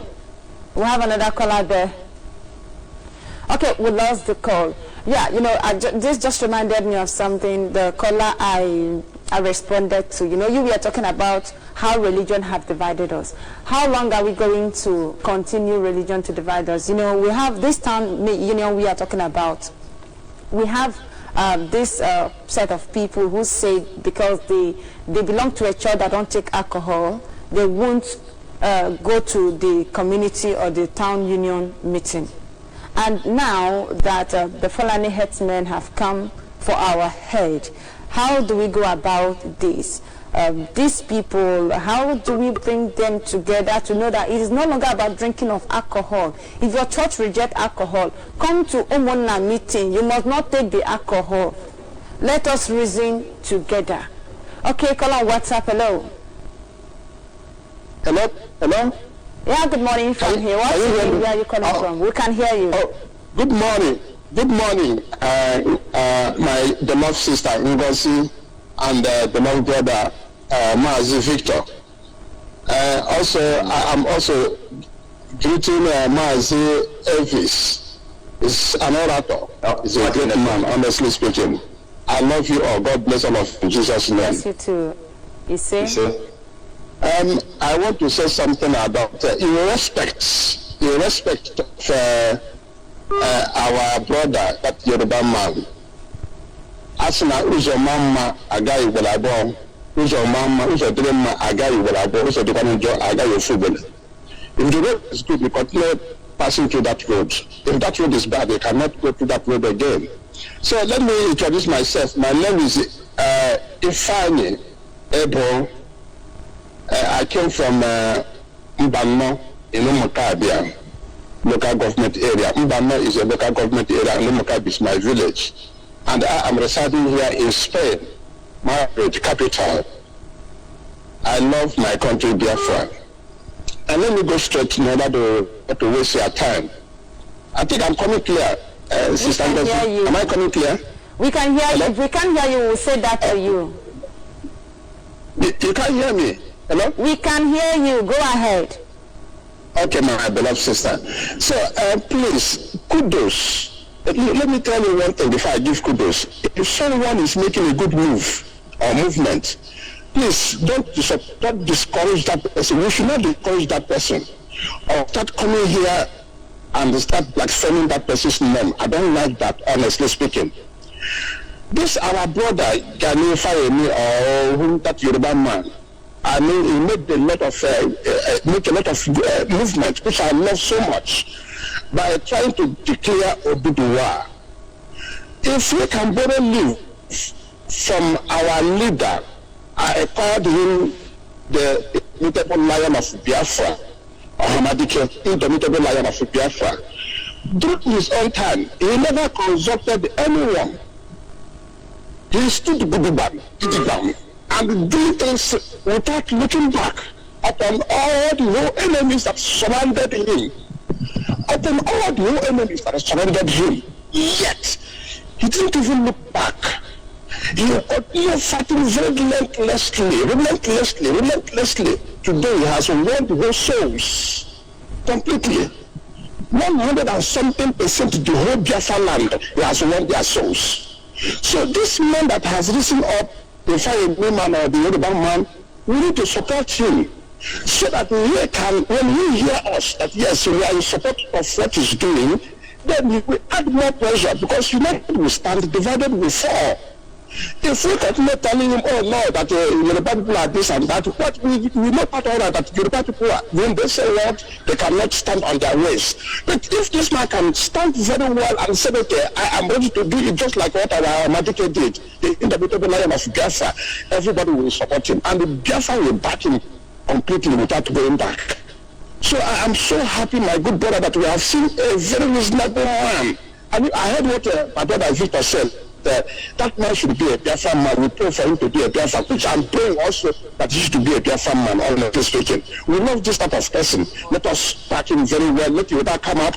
We are tired. If anybody wants to commit suicide, he should not go to Lagoon or go to Biafra or any other place. Just to make sure that Nigeria, that person is dead almost.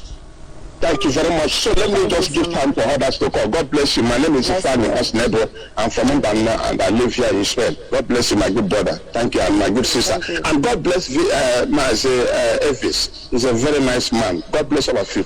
I say bless you too. Thank you. Yeah, thank you very much. Thank you very much, the last caller. You tried a bit, but you need to listen to the broadcast of this very program. We are not castigating. We are supporting our brother FFK.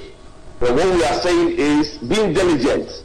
We will refer to the what has been happening to the plans and those of them that come on the media. We have to remix the statement there. So please, thank you for your contribution. All right, thank you very much. Thank you very much. I think he's also talking about, you go to social media, we see some people say, this coward, Yoruba is Yoruba, we forget about him. So even in social media, we need to encourage him. We need to be mindful of our words. Hello, call on WhatsApp. Yes, this is Rita Regino from inside in India. Okay, welcome to the program. Good. Irrespective of what I have been watching, what we are discussing, it's very good. The steps that people are taking is very, very nice. I love it. Thank you. My own contribution is about our defense. We need defense. Then I have been taking part, when I was in Nigeria, I have been taking part in security in my community. I'm one of those people that actively participated when the FULANI are trying to come into our community, but to push them out. What I am advising my fellow Biafrans is to organize, let them be ready, because these people, they don't even complain before coming to us. We shouldn't be complaining, we should be ready for them, organize security members for us to help them, and I plead with them individuals, people that have the money, the resources to sponsor with ammunition or whatever to defend ourselves, because these people are trying to intimidate us in everywhere. So this is my contribution. Thanks, and God bless you people.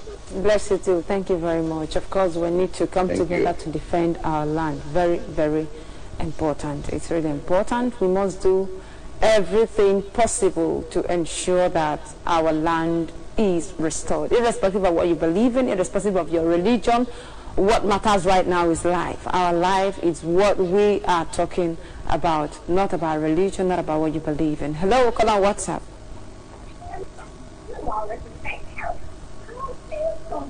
Call on WhatsApp. Can you tune down the volume of your listening device? Yes, I can hear you. Good. What's the name? Can I go ahead? Go ahead. Yeah, good morning, my sister, and good morning, Avis, and good morning, Onido, and good morning, all Biafrans all over the world. My sister, my contribution on the garden. What's your name? Where are you calling from? Yeah, my name is Mazi Ududru. I'm calling from New Delhi in India. And all I want to say this morning regarding the FULANI issues, before I will say, let me tell you, you heard what David Umai said regarding the raping of our women. Now, in Biafra land, we have apart from Nigerian law, we have our local law that guiding us. Our local law guiding our farming and everybody. In Biafra land, you cannot leave your goat moving around. You cannot leave your cow moving around. In Biafra land, we live in the heart, not in the bush. So our governors and they have to do something to use our local law, because they from Maya are bringing it out. They have to use our local law to push them away. Nobody can stay in the bush. We have the land for grazing. We have the land for everything. These people they came back immediately because we don't have the land for that. I know how many times they hold my mother cow. We go and pay money for my mother goat. I know how many times they hold the goat. We pay money and go and collect that goat back. How can they come now and disorganize everything? We have a law. And at the same time, there is one thing I want to say regarding how we are going to evangelize to get many people in our land and people in international. There's one way how we do evangelize here in India. Indians, how they do local evangelizing here, it's working very perfectly. We have to do it in Biafra so that everybody can be listening to this radio Biafra. Because this is the only way people can be hearing the news and know what to do. It's all I want to say now. Thank you. Thank you. Thank you very much. Okay, it's really important, it's really necessary we make it, you know, he just said something which is applicable in almost all our communities. You know, in my community, you cannot leave your dog unchained, maybe your goat. If it enters another person's farm and damages the farm, you will pay for it. So how come we now, our king who placed the law, who put the law, who signed that particular law, now allow FULANI herdsmen to enter the land and destroy crops without doing anything? So they need to apply that same law that is being used on the indigenous people, still on the strangers or the visitors, whatever. Just hold on. Hello, call on WhatsApp. Yeah, good morning, Madam Gozi. Am I calling out clear? We can hear you. Good morning. What's your name and where are you calling from? Okay, my name remains Prince Namani from Enugu State, in Kano precisely, in Biafra land. I greet Mazi AVC and Mazi Victor. And one thing I want to say concerning security, for us to protect ourselves. Sometimes ago I said this, that we can do it, not to wait for any police and government to help us, because we don't have anybody that is representing us in that Biafra. That is the truth. So what we need, if we can do it, each community should have a vigilante. When I was in Nigeria some years ago, I am one of them. vigilante group, and we the youth that started it. Why did we start it? When there's a lot of armed robbery everywhere, you know.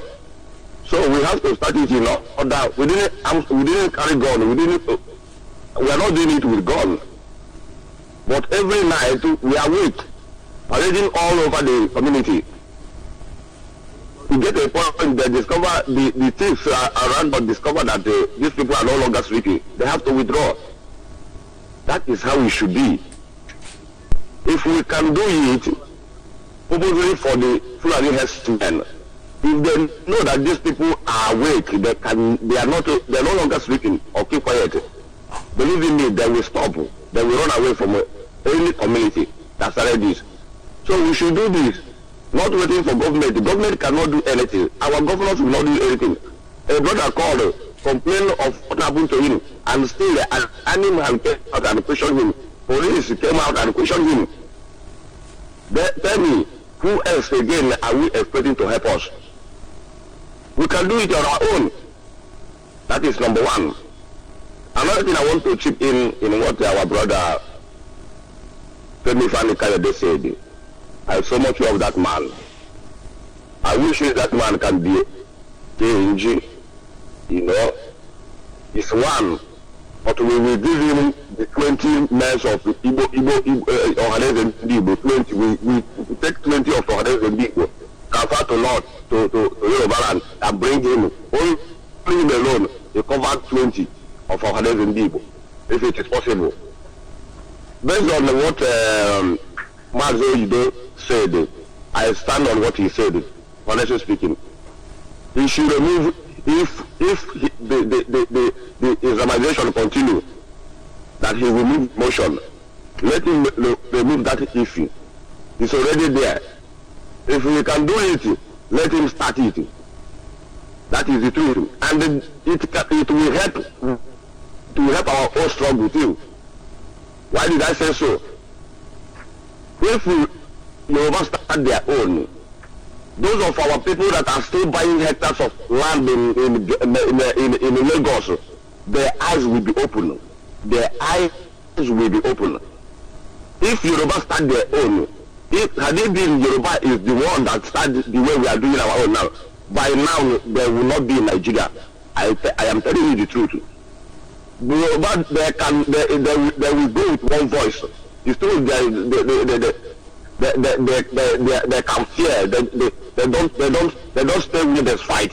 That is the truth. But if they are starting it, they will start in one voice and they will leave Nigeria. So if they can start it, it will help us. It's true that our struggle is only in the hand of God. That is only that will give us Biafra. But if Yoruba start their own, it will help us a lot. The eyes of our people will be open very clear. They will know that this is not play, this is not joke anymore. That the building, the land and the house they are buying in Lagos is no longer their own. They will now. Okay, Mazi, can you please summarize because of our time? So that is the only thing I want to chip in this morning.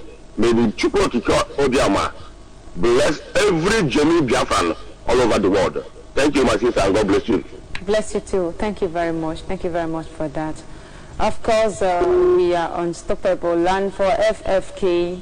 I believe he's determined, and we urge him to keep strong. We urge him to keep strong, and of course, he will definitely get what he wants. But waiting for, saying if it continues, it has continued. Islamization has continued. Fulanization has continued. There is nothing that can be done about it.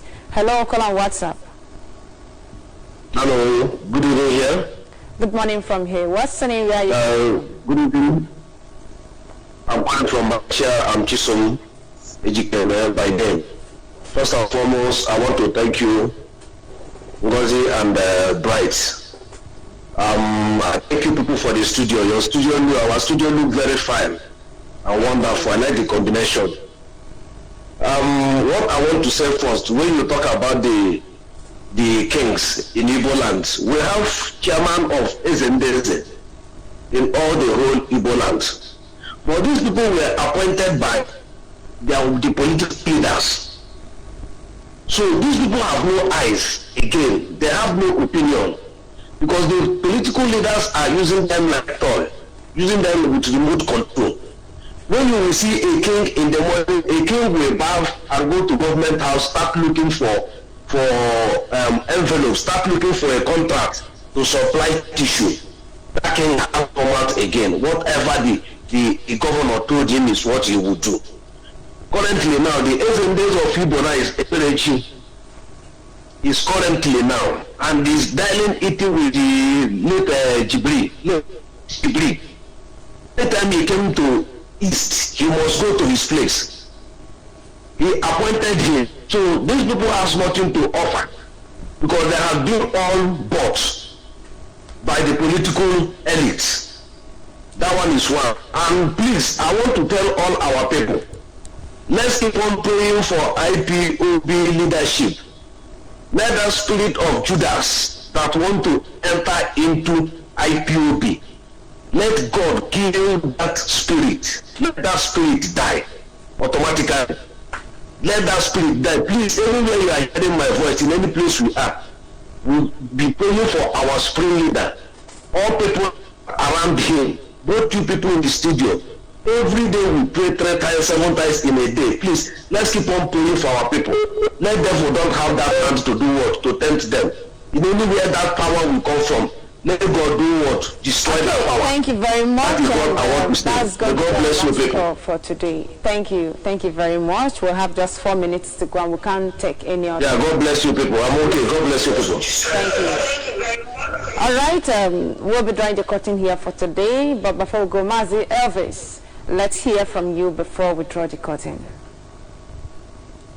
Yeah, Mwadangozi, I have a little parting shot. My parting shot is that I will borrow the phrase from our leader. He says, if you know what you can do to make Biafra come today, tomorrow, please start it. Don't just come on the social media, go on the newspapers, television to tell us what you cannot do, because since the inception we have been hearing a lot of promises, just like Kandaro promises and Kandaro contracts of zoo, and that is what Biafrans doesn't like to entertain with. So please, if you know what you can do, start it today. And to support our leader, because our leader did not borrow any idea from anybody. And today you all can see how far he has gone. He is not a noise-making type. Before you start making noise, he dig his foundation and he made it solid. He solidified it. So please don't just tell us what you do. We are tired of hearing and talking, and please turn yourself into what they call Pokunadu. Do the doing and leave the talk for us in the media to talk for you. Because when you are doing it, we will be on the studio here to say what you've done. And to the rest Biafrans, please remain resolute. Biafra is very close to us. My name still remains Elvis. On the way I stand out from this very place. So I'll meet you again tomorrow. Thank you. Thank you so much, Mazi. Thank you so much. Okay, Mazi, Victor, before we go, what message do you have? Okay. Thank you very much, Wanda. Biafrans and all of us of freedom and the other indigenous people anywhere you are, you know, what I have to tell you at this particular point in time is unity is the main thing that we need here.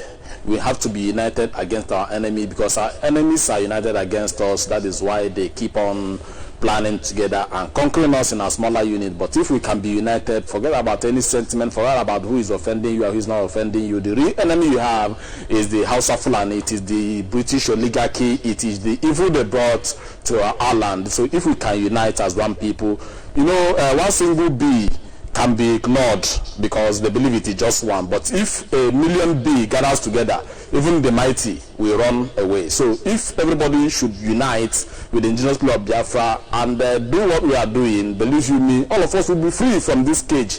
But if you think you can do it all alone on your own, then that is how we keep suffering setback. So until I come your way next time, same time, same station by tomorrow, I say bye for now. Thank you very much. Thank you so much. Okay, so do not forget, like I said before, wherever you are, identify with your brothers.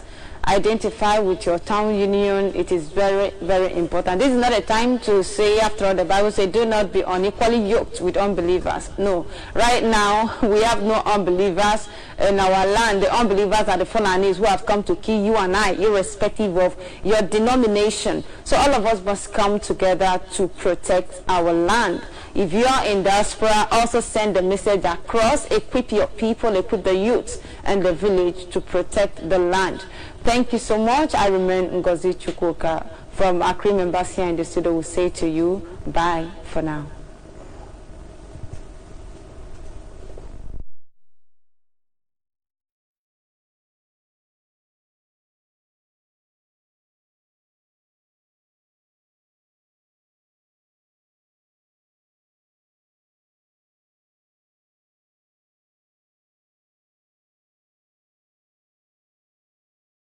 No. When I say Biafra order, then I'll keep pushing. Either I am alive, I die in the process. I won't stop.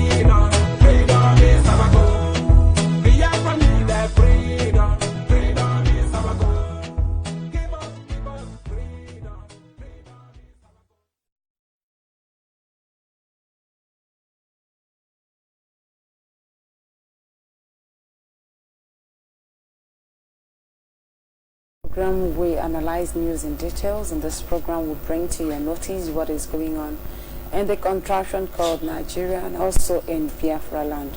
Everything that has to do with the restoration of Biafra, will bring it to your notice on this platform. And of course, Biafra television is a place where we expose the light. So we are here to expose all the lies and the contraption, all the lies that has been told against us. We debunk them. You know, we live in a place where everything are lies. But on this platform, we ensure we expose them, we disgrace them without fear of favor, without fear of their armored tanks. You know, they've killed us enough. They have tried all possible means to shut us up. But we are always here to speak. We are not afraid. We can never be scared, and we can never be intimidated, because we are the children of the Most High. We are the indigenous people of Biafra, led by Mazi Nnamdi Kanu and deputized by Mazi Uche Mefo. The land of the rising sun has come to stay, and nothing can be done about it. My name is Ngozi Chukwuka, and in the studio with me this morning, Mazi Victor Onyido, Biafrans and all of us of freedom, I greet you. And then Wanda, good morning. Good morning to you. Okay, thank you very much for coming. And in a couple of minutes, we will be joining, our brother will be joining us on Imo, Mazi Elvis Onwudiwe, in a couple of minutes. But before that, I would like to go ahead. When he joins us, then he will speak. But before, please, I want you to share this program. Very, very important. It is really, really necessary for you to share this program. We are on satellite, we are on Facebook, on Periscope, Twitter, and YouTube. Please do share the program wherever you are watching it. Keep sharing it, keep tweeting it.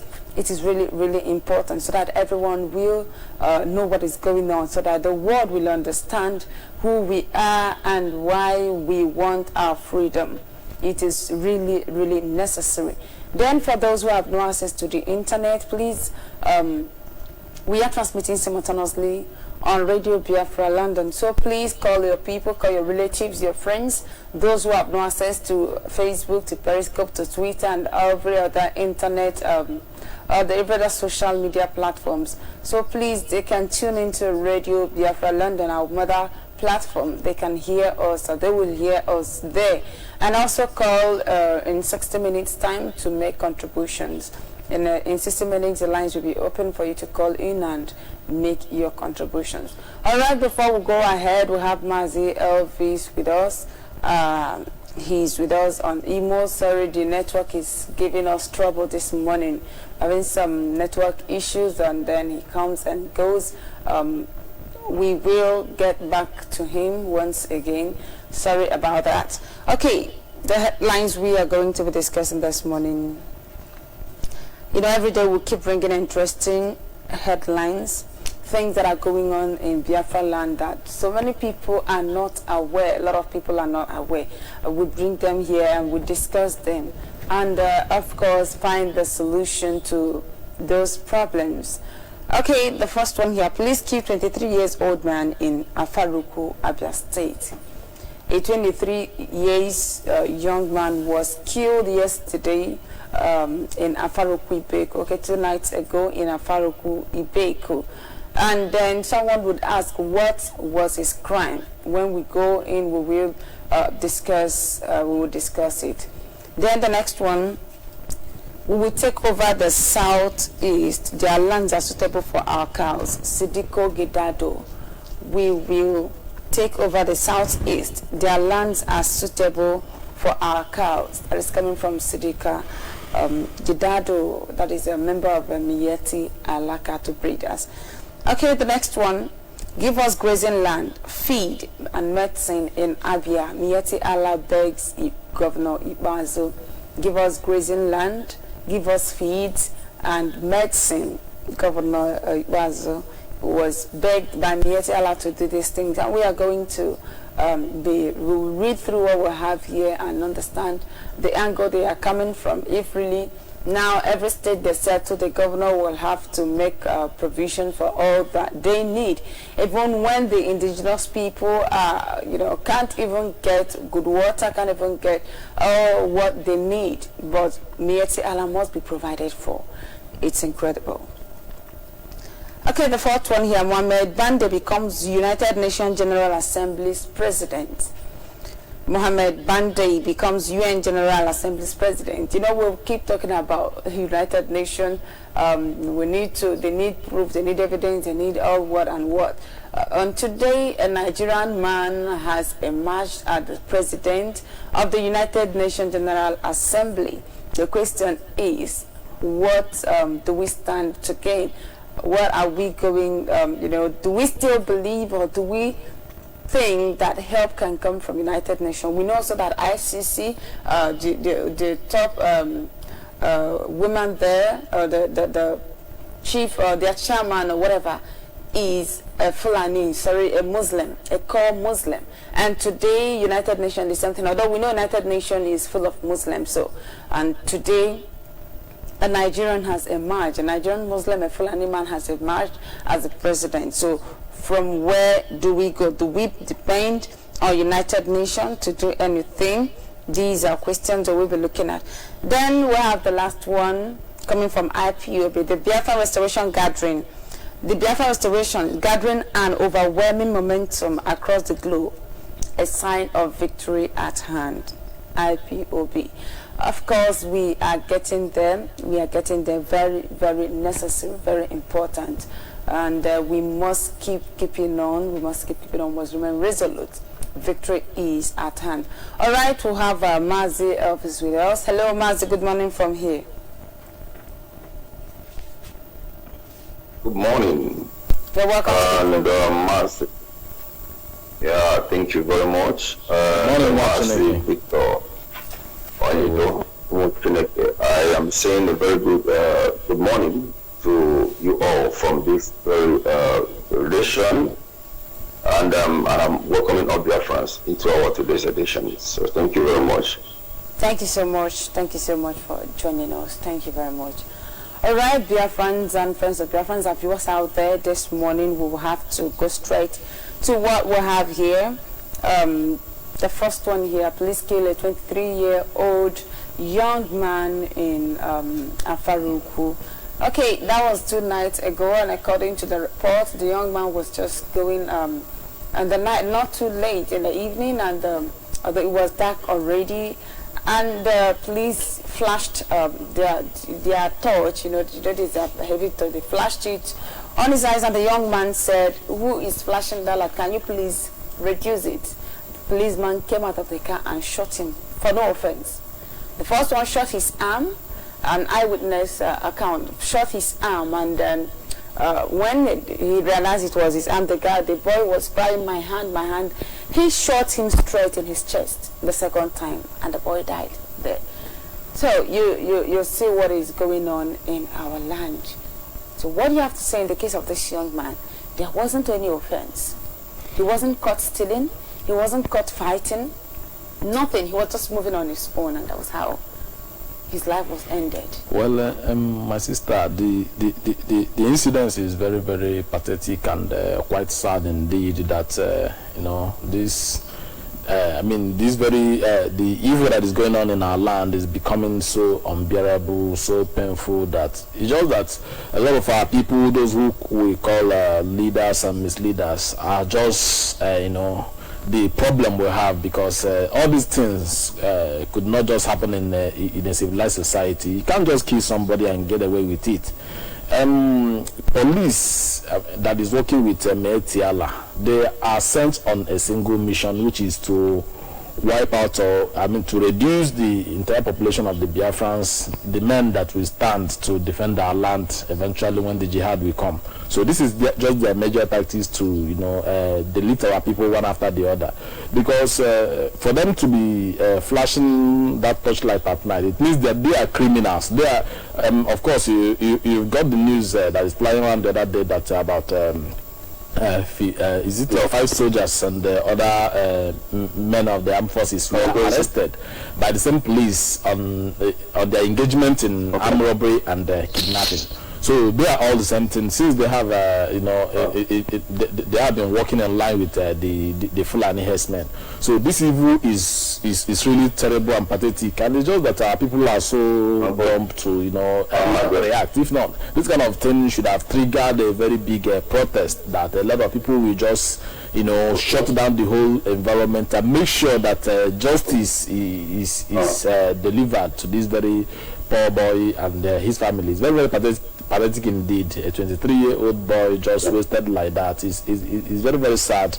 And though the perpetrators of those crimes, they will be shielded and maybe taken transferred to another location. That is what is obtainable in our land, and that is why we are fighting to free ourselves from this very bondage, because this is a bondage, because Nigeria is a barbaric nation where you can do anything and get away with it. You are free to kill anybody you want to kill, as long as you are wearing the police uniform, as long as you are putting on the army's uniform. You have every right and liberty to kill anybody, whether it's an innocent person, whether it's a pregnant woman. You have that right to kill and nothing will happen. So that is the reason why we are fighting for freedom. That's why we are begging everybody to forget whatever sentiments you are keeping, whatever thing you choose to believe on, and believe in one thing. That thing is freedom. Because if Biafra comes, this kind of thing would never happen. There is no way you will just come out and kill. Even if that person committed a crime, at least you should prove it. There's a relevant authority that handles a crime than just summarily executing somebody because that person asked you to reduce the torchlight you are flashing to blind his eyes. It's very, very terrible. It is very, very bad. I still keep asking, because most of the time there's some village that kind of thing will happen. Even the youth, we rise up and start a revolution that will chase out all the uniform Fulani terrorists, because all of them are Fulani herdsmen in police uniform. So they have been trained to kill our people. They have been recruited to come to our land and reduce our population. So our people should be wise. This should serve as a lesson and a deterrent to others. Let them be wise and rise up and chase away that evil, and whoever is supporting them. Okay, Ipazu is there because that Afaruku is very close to the government house, and that kind of thing is happening. He had never come out to make any public statement. Okay, we'll get to that. Get to that. Thank you very much. Okay, I will read what we have here, the report. So this guy was killed yesterday by a policeman at Oriubu Afaruku Begomaha just because he asked the policeman to dim his light, and the policeman came out of the car and shot his arm, and it wasn't okay for him. He fired another shot at his chest. There has been a record of protests from the youths and women to government house and CPS. The policeman is nowhere to be found. He ran away, and the police van was set on fire that yesterday. Okay, Mazi Elvis, is it just enough that the women and the youths protested to the government house and then to the commissioner of police, and then up until now nothing happened? The governor hasn't come out to say anything. And then another question is, where are the men of that community? Why should it be just the women and the youths coming out to protest? Why the men doing nothing?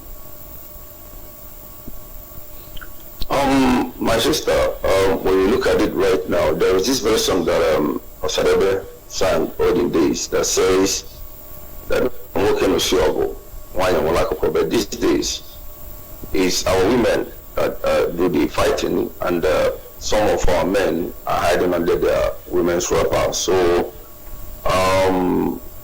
the protest to the doorsteps of the police commissioner, most of the times you find out about this very protest concerning event, concerning incident that happens. Most of them, the incident are being carried out via the approval of the police stations around the jurisdictions.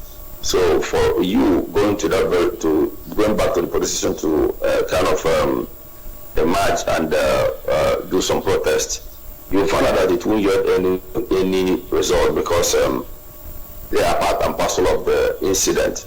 So in the Nigerians, I've not seen any protest that yield any increase or yield any good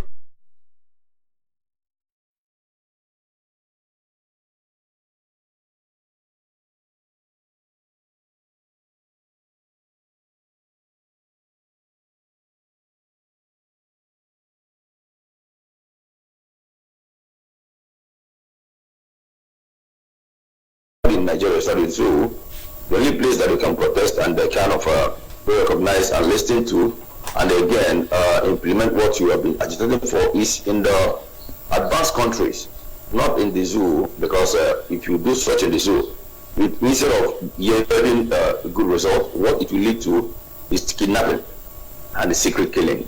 So thank you very much. All right, thank you very much. Thank you very much. And so what do you think, or do you think they have done enough, the youth and the women? Have they done enough? According to the report, the policeman is nowhere to be found. And the police is doing nothing about it. We had several cases, and before you know it, the man would just be transferred to somewhere else without facing justice. Well, exactly, that is what I was saying. You know, he's already been rescued, and he must have been transferred to somewhere else. You know, what our youth and the women are doing is in order, and if they can also keep it up, if it takes them to protest for 1 week or 1 month until justice is served, until even that useless police commissioner in Abia State is sacked, because if somebody that is under his command can carry out such a heinous crime and he could not provide that very person, then it means that he himself is a culprit. So he should be sacked, he should be removed completely, and all those illegal checking points, illegal checkpoints, they are mounting up here and there. He should be removed. He should not be allowed or tolerated in that society, because since that is another reason, for them to, because since they have been mounting those illegal structures and accepting money from our people, they have not contributed anything meaningful, positive, and Biafra land.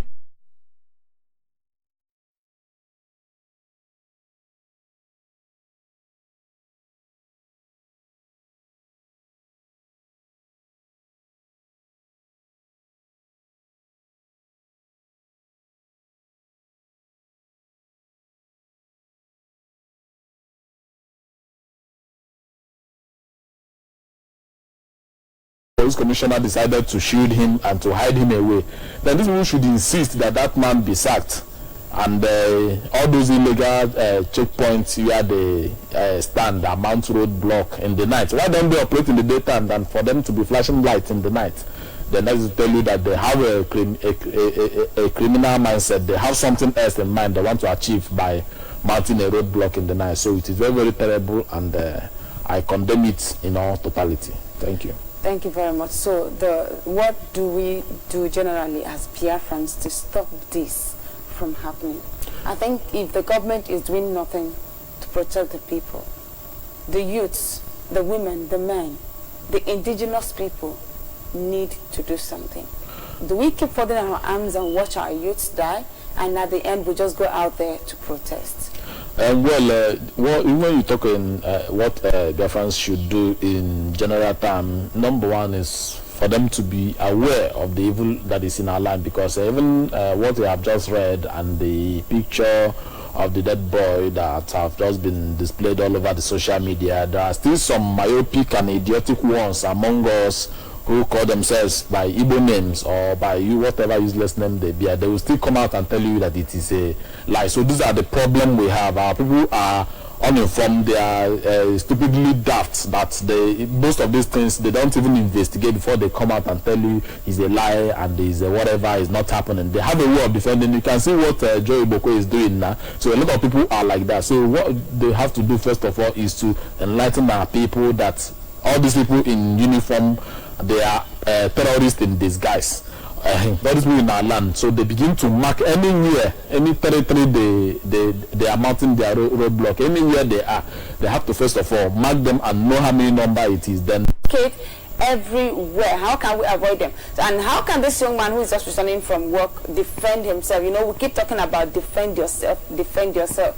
But this man he didn't go, it wasn't a late night movement.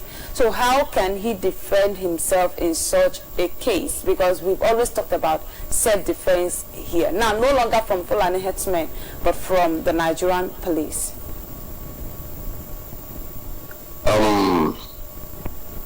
My sister, I am totally heartbroken over the issues of lives and properties in the land, in the Biafra land, as these very morons, blood-sucking demon, happy trigger uniform idiots are moving around, killing our brothers, and people that were supposed to speak are not speaking. They are not saying anything. And every day by day, they keep mowing our brothers down. Just like last 2 months ago, a police officer used, an army officer used knife to stab a Biafran even until he died in that same Aba. And these things, before, I noticed that before, that if such a thing happens, people will rather die than to allow the culprit to go scot-free.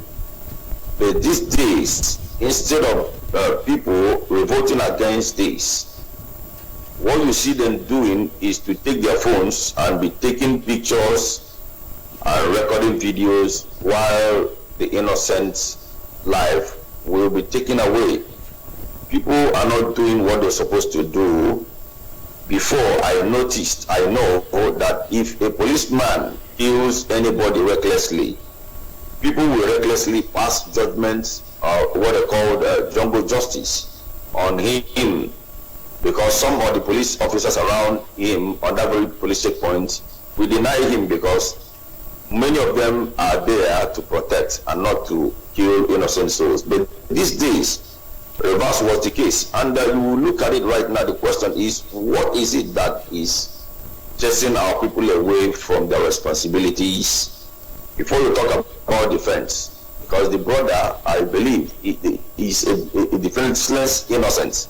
He has nothing on him, and it needs the people intervention around that very vicinity to survive or to save his life. But they are not doing it right now. Even animals, most of the times, if you see a lion devouring bulls, some bulls will run back, rally around the victims, and make sure they safeguard and save the life of that very bull from the hands of the lion. But these days, I noticed that many of us are cowards. Many of us are living the life of being cowardice. So, and we're not to couple with fear, and we say that we need command. We want command from our leader, and the little ones that you can do openly, you can do that. Because like I said before, in olden days, such police stations will be burned down. Even if not that day, the next day people will march to that very place, chase all the police officers away, and burn down, raise down the police stations. The reason would be because of the person that were killed. But these days, you see, even if you are having problem with someone on the road, people will begin to pass. People will continue to pass by without intervening. This is pathetic. It is an irony. I don't just know what has happened to our brother's keeper, what has happened to Onulubewan neighbor Aban also, what has happened to being looking out the back of your brothers. So these people, because they did it once and survived, and nobody reacted, they continue because you have given them the green light to continue. So if you are talking about defense, the defense of any attack comes from the masses around. If the masses around are not imagined to protect the menace, the victim will be handicapped, and he must be victimized, and everybody will be busy laughing and taking pictures. It is gullible, because it happens that you can only defend yourself when you are 2, 3, or 4, and maybe 2 of you escaped, then run to the bush and take some sticks and take whatever thing to come out to launch an attack.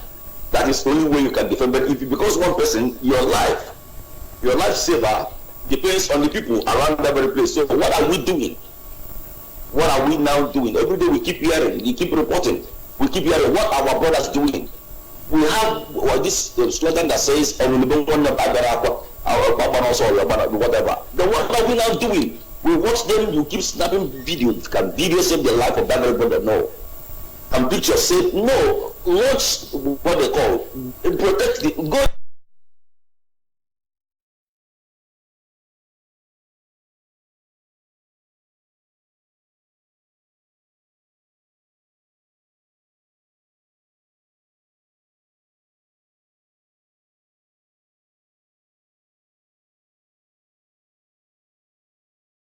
Thank you very much. Of course, our land is a place where, you know, you wake up in the morning, while going to work, you don't even know if you're returning. You go out and come back with, you know, with either a gunshot or whatever. Some go out, they don't return. What is their crime? Their crime is they are Biafrans. Our crime is just to identify ourselves. Our crime is our identity. That we are Biafrans, that is why they kill us every day, and we are left defenseless. We have nothing but Meyeti Allah. Okay, how do you describe his statement? Is it a threat? No, it's a prophetic statement, and okay. I really appreciate it because you know, some of our people, when you tell them all these things, they don't believe it. You know, this is a statement they have been nursing for a very long time in their hearts, that look at these stubborn Igbo Biafran people didn't want them to come to their land. And then when you look at it from the other way around, the Igbo Biafrans are the highest consumers of cow, so they are right all along. We have been telling our people to do whatever they can in their power to avoid cow meat, but our people will not listen. If you go and tell them, they'll give you one reason or the other. Now they are bringing that cow to your doorstep. That is to tell you that your farms are definitely gone, because when they bring it, how will they graze it? They will graze it in your farm, because I don't see any empty space that is not being owned by anybody in Biafran land. So they are going to graze it just like they have been doing. So they want to establish it now, and anybody who is going to put up a resistance is the person they will strike. That is when they tell you that Southeast is going to boil. They are very damn serious about it. But what is our leader doing? They are not doing anything, because they believe that most of them don't have their farms here. Do you know that people be Rochas or Korocha, most of them, they have farms in Abuja and Nasarawa State. So these are the kind of people we have as our leader in Biafran. They don't even have farm here. They have farm over there in Hausa land. And you know that very place is a coast land. Now they have used their mouth again to also establish it as a fact that our land is blessed. Our grass is proteinous. Anything that comes from our land is blessed, and it makes their cows look fresh. And what they are saying is completely truth, because there was one particular time about 3 years ago, when we went down to the southeast, we passed through the Okigwe axis, and we saw a lot of cows there. And the people that are traveling with me, they were shouting, say, these cows, are they being fed with fertilizer or what? They look, they grow very, very fat, and they look more double, as in or triple than the ones we have in the north, because the ones we have in the north, they are looking very unkept, very, very untidy and unhealthy. So that is to tell you that what they are saying is true. And this time they meant business. So it's a prophetic statement. The only thing is that our people, we've been saying it even before now. Mazinam, they cannot have prophesied it, that this is who they are coming. They are coming, they can use any reason as an excuse to come. Now, cow is one of the reasons, and he at least said that we hate cow. And you know, for you to be a Nigerian, for you to be recognized as a Nigerian citizen, the love of cow is the root of the love of one Nigeria. If you don't love cow, if you don't behave like cow, and if you are not ready to accept cow as your brother and your sister, if you are not ready to accept cow in your life, like people will tell you to accept Jesus Christ in your life, if you are not ready to accept cow in your life, then you are gone. Then you are going to face the worst type of genocide you have never seen in your life before. So this is the time for our people to open their eyes. This is the time for them to wake up. Forget whatever stupid tribalistic statements you are making, or whatever gossip you are listening to. These people now, they see all of us as one. We are all one Biafra, and anybody that is inhabiting this very particular space, they are coming. The only way now to resist them is to be united. Unite. IPOB have already set the pace, and everybody should join their hands together and make sure that we form a defensive mechanism to resist these people when they will eventually come. Because if not, then I don't know, the reverse might be the case. Thank you. Thank you. Okay, Master Elvis, what do you also have to say about this statement coming from this Sidika Gidado? They are coming for the southeast because we are very stubborn. And of course, he made a statement said, we hate everything about their cow, yet we eat cow meat. My sister, my own take on it is that they are wasting time. They don't have to say anything. The land belongs to them. Let them keep coming now, so that people we know that IPOB is not joking. That what they are doing and what we are saying is fanatically truth. Because up till now, people are seeing the IPOB agitations as mirage. You know, when you see things as mirage, you don't believe in what people do there. You just keep saying that these people are toothless bulldogs. So I welcome them. Let them they should stop talking. Let them start bringing in the cows and they invade the land, because let the stubborn flies begins to feel the heat immediately. So the land belongs to them. It is their land, so they can do whatever thing they want to do concerning that. If Biafrans wants to really rise up and respect and honor what our leader has just said, left for them, it's up to them. Then if they don't want, let them keep watching and nothing mega. Alawo to Alawa line, nothing mega here. But something is happening, so that they will believe, because when Thomas did not believe that someone could die and raise up until he touches the hole of the nails where the nail passed through. So he now began to believe. So let them right now begins to come immediately. It's a welcome development. I love that. Thank you very much. Okay, thank you very much. Let's look at the next one here. Give us grazing land, feed and medicine in Abia. Mieti Allah begs Governor Ibazu. Hassan Buba, the Abia State Chairman of the Mieti Allah Cattle Breeders Association of Nigeria, Magban, has called on the governor of the state, Dr. Okezi Ibazu, to give members of the association land for grazing activities. Buba, who made the call in an interview with reporters in Umuahia, the state capital, on Tuesday, posited that the Ibazu-led administration should consider giving them some plots of land so that they can carry out their grazing peacefully without going into people's farms. The herdsmen's leader, who spoke through the secretary of the group, Abubakar Buba, held the existing peace between them and the people of the state. He pleaded for an area to be given to the herdsmen to do their business so as to curtail cases of herders-farmers clashes. Buba said, apart from the request for some parcel of land, we will also need government assistance in the purchase of medicine and feed for their cattle, so that they won't have any reason in entering people's farmland for search of feed. We are also soliciting support to the governor, promising to maintain the peace between the state, its citizens and herders in Abia. Okay, so now coming to ask for a parcel of land in Abia. If it is my mom that hear this kind of statement, she will just say, "Oh, one." And this is a very, very laughable and pathetic, statement, coming from a group of people who just received 160 billion, not even up to a month. Now coming to a state in Biafra land to beg for medicine, to beg for land, and all of that. Okay. Now, let me even go to talk about the land.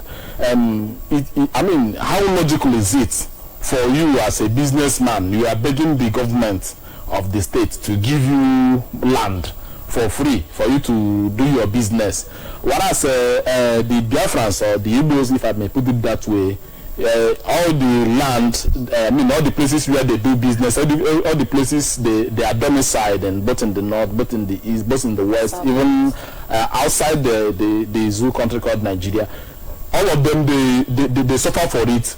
They bought those land, they developed it, they have the CFO. So these people now, if they are really sincere in what they are talking about, why can't they buy those land?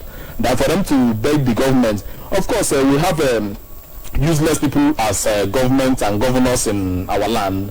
You know that the other idiot, what is it called, Devil Omahe in Ebonyi State. Do you know that he gave order, to some people in a Z local government for them not to, retaliate or attack the Fulani herdsmen? That is the place he gave them for free. Imagine. So that is why they have the temerity to come and be unleashing crime on the people, on the poor mothers and poor farmers over there.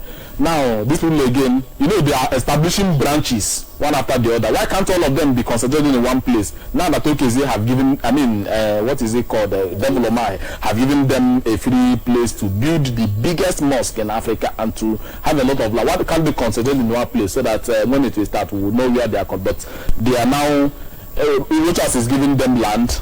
They now want to also to be fully established in other provinces of Biafran land so that they can round the whole of Biafran land, so that when they will carry out their jihad, it will be very, very easy for them, because they say Biafran land is landlocked. That is why it is very, very hard for them to start up a jihad. They are still yet to understand the terrain of Biafran land, because it is not just like porous as the northeast.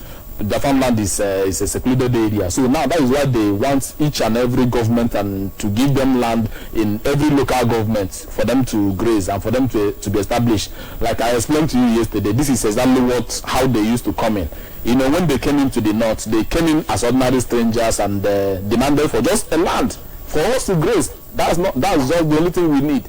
And immediately that land was given to them by ignorant Hausas and the Northerners. The next thing they do is they started grazing, behaving normal like a human being. The next thing they brought in their people.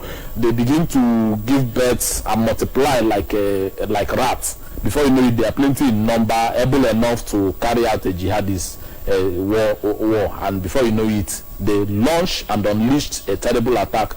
And that is how they conquer one state in the north from the other until they conquer the whole of the northern area. Of course, that time is not yet recognized as a state. It's just like a territory, an enclave. They conquered everything and instilled their jihadist belief. This is exactly the tactics. Okay, the first article, this second to the last article we just read now, they are saying that the Igbos are stubborn, you know, to give them the land for them to do. This time is going to boil. They are going to take it by force, which means as they are asking for this land in a peaceful manner from OKZ and from other people in the other misleaders in Biafran land, very soon they will not have to do that again. By the time they prepare their jihadis, they will take those land by fire and by force, and they will do whatever they want to do with it. That is exactly what all this thing is pointing at.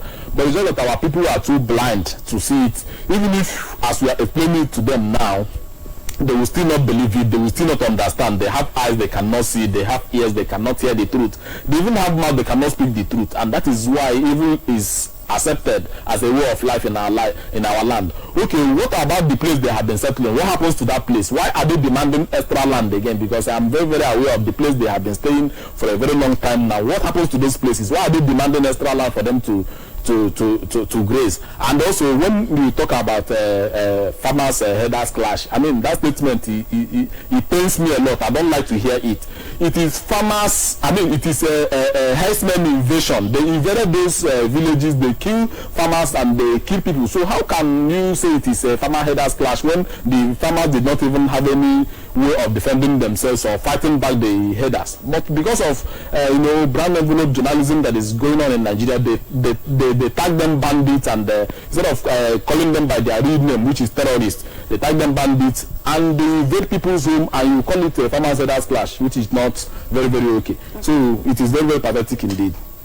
All right, thank you very much, Master Elvis. Now they talked about giving them land.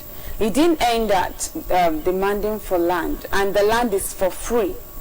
Now they also said when the government provide land for us, they should also provide us with feed and medicine for the cows, so that they will not go out to invade people's farm. Should we call this a threat? Threat to the government, or what? How do you explain it? Because these are businessmen. They sell their cow, they own their money. The government of the day don't even care about the people. People in Abia State are even looking for a way to get loan to do their farm work. Loan, not free. But Fulani herdsmen are coming and demanding for free land, free medicine, free feed from the government, when it is their own personal business, and the government also have not been doing anything for the indigenous people to help them. Okay, my sister, I will start by saying that those Fulanis are right on what they are saying. Someone may be asking, what is this man trying to say this morning? Why I'm saying this is that a lot of things that has happened in our land is disgusting. So if you are trying to tell people what to do and they are working on a deaf ear not to do so, you better support them so that they continue to, when it happens, when it starts, everybody will receive the pain. Now, the government of the zoo has given the 160 billion. Then why won't you give the land? You must give the land because they've received money and they need to invest. Because that very land has been there empty. No investment, no infrastructure, nothing was done so ever. While the owners of the land left their own land and went to Lagos, went to Kaduna, went to Jos, and they keep developing that very place. That very land has been there for years, undeveloped. So Fulani saw it as a lucrative ground, as a fertile ground, as a place, as a desolate places. So for them to demand for it, they checked it very well because that very land has been there for decades. While the owners of the land left their land, they didn't value their land. They don't know the worth of the land. They went to swampy areas, keep kind of filling the places with billions before they could build houses in that very place. While they have a solid land, a place that they could not fill. They left it for many years. The land has been there empty. So let Fulanis come, the governor should give them that land so that they should do whatever thing they want to do with it. And they must surely give them money because those of the money that they are hiding not to use to pay salaries. They should use it to support these very people. So that's what I want to say. Thank you very much.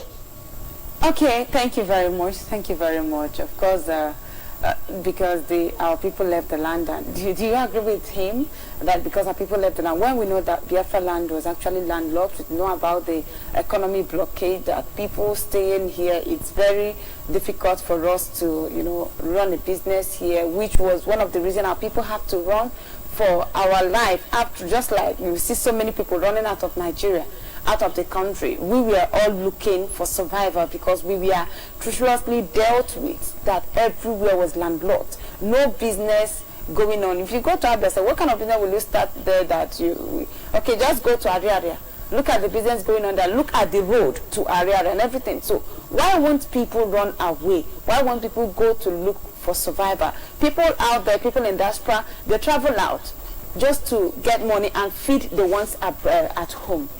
So is it really the fault of our people that we were looking for greener pasture because our land was landlocked? Economic blockade was used against us.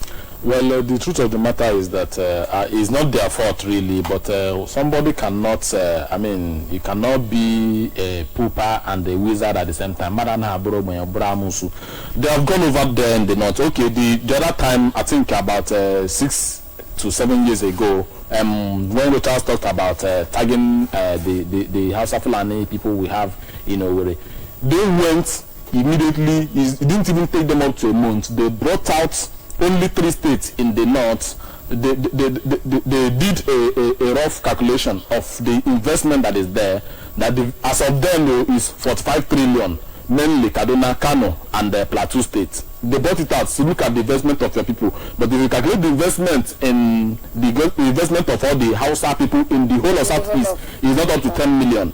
Did you see the gap? So now our people, since we have elected us, we should not say our land is landlocked. We can still make our land better. We can still find another means. We can still devise another means.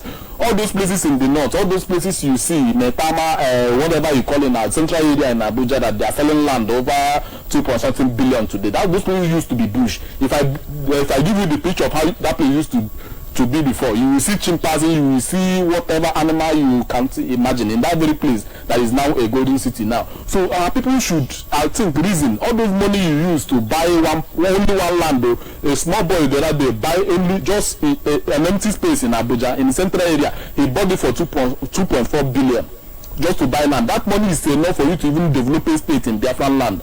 And before you know it, if we begin to develop Biafra land, nobody will see it. We will talk about the road.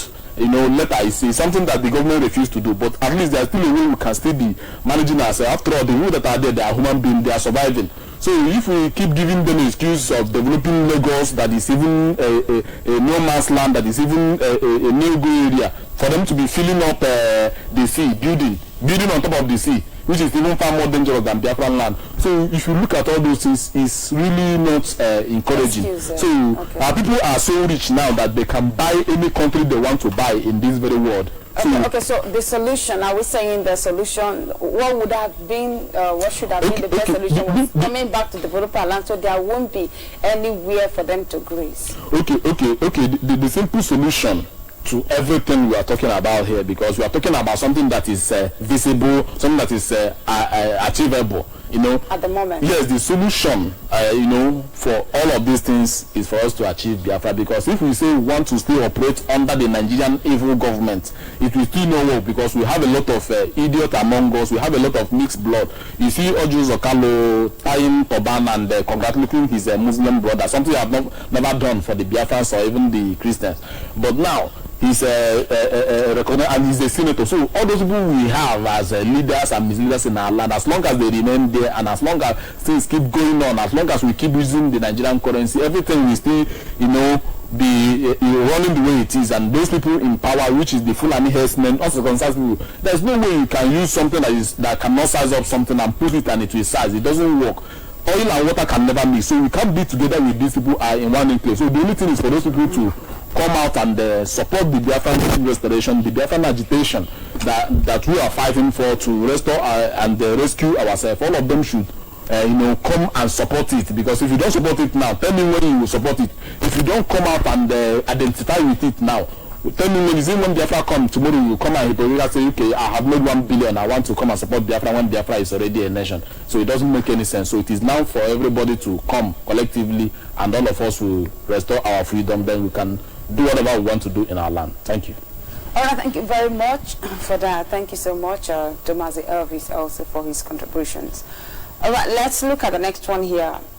Mohammed Bandi becomes United Nations General Assembly's president.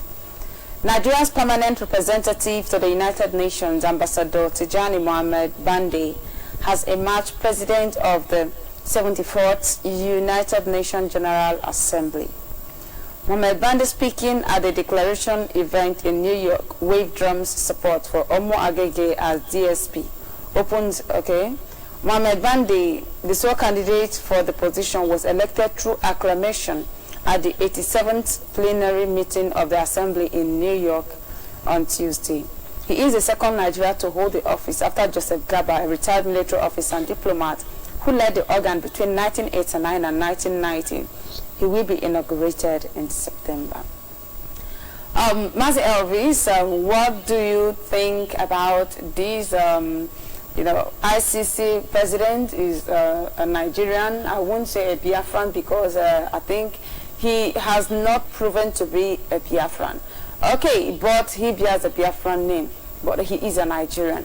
Then we also have, I think, the top person there in ICC, sorry, I can't recall the position, as a Muslim. Now we have United Nations President of the General Assembly as also a Muslim and a Nigerian. And every day we keep saying ICC, we have a case in ICC, we keep saying United Nations will come for our rescue or whatever. So what do we expect from the latest development? Yeah, my sister, I don't expect nothing than the level of subjugation that has been happening before. Why am I saying this this very morning is that those of them that are in that very place have no recognitions for emancipations of indigenes, that is indigenous people. And again, to buttress it down, what is happening in the United Nations now, you will find out that the Muslims have hijacked the United Nations. That was the reason why the United States has just left them hitherto. They are not attending their meetings anymore.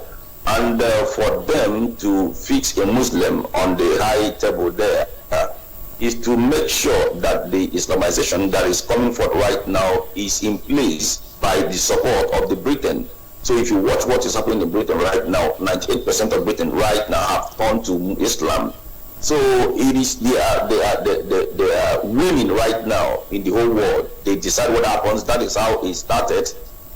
in Turkey, in some other areas, and is now in Britain. And before you know it, right, everyone will be converted to Muslims. And they are the people on top of those very places that we are looking up to, calling names that they should come to our aid.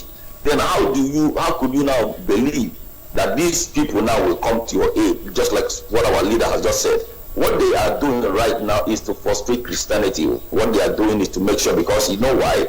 Because the avenue they use to reduce Christianity worldwide has been lynched by Trump, which is ISIS. He could be able to stop ISIS.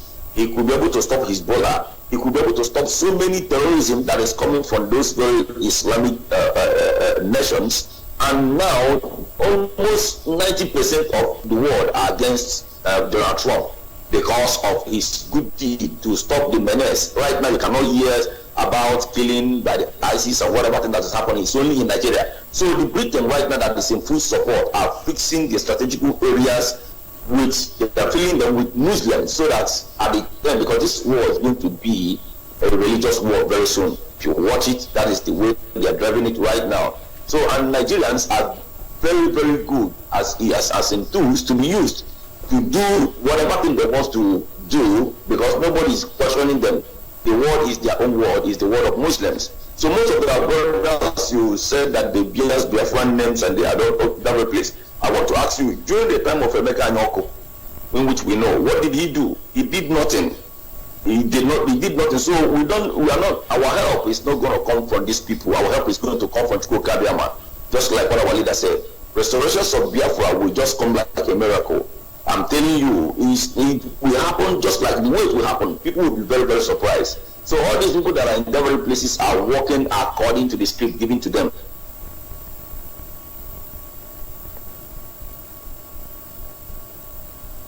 Okay, thank you so much. So, to you, do we see all these things as a conspiracy from, against the indigenous people of Biafra?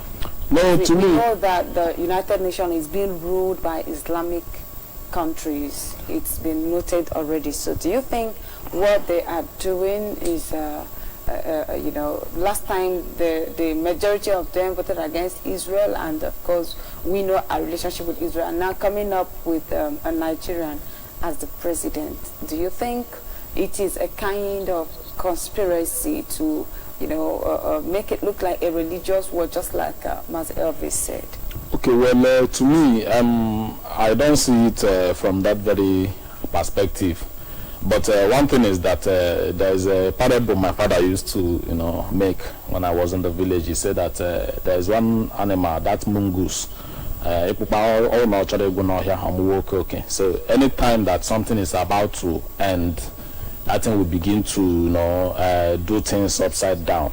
For the fact that America decided to pull out from that very evil organization, that goes a long way to tell you that the organization is not going to stand. After all, when we declared Jerusalem the capital of Israel, and even though they voted against him, does this still stop Israel from making Jerusalem the capital? So what matters is not whatever they are doing there in their Islamic gathering. And I know that their plan is to annihilate and destroy the indigenous people the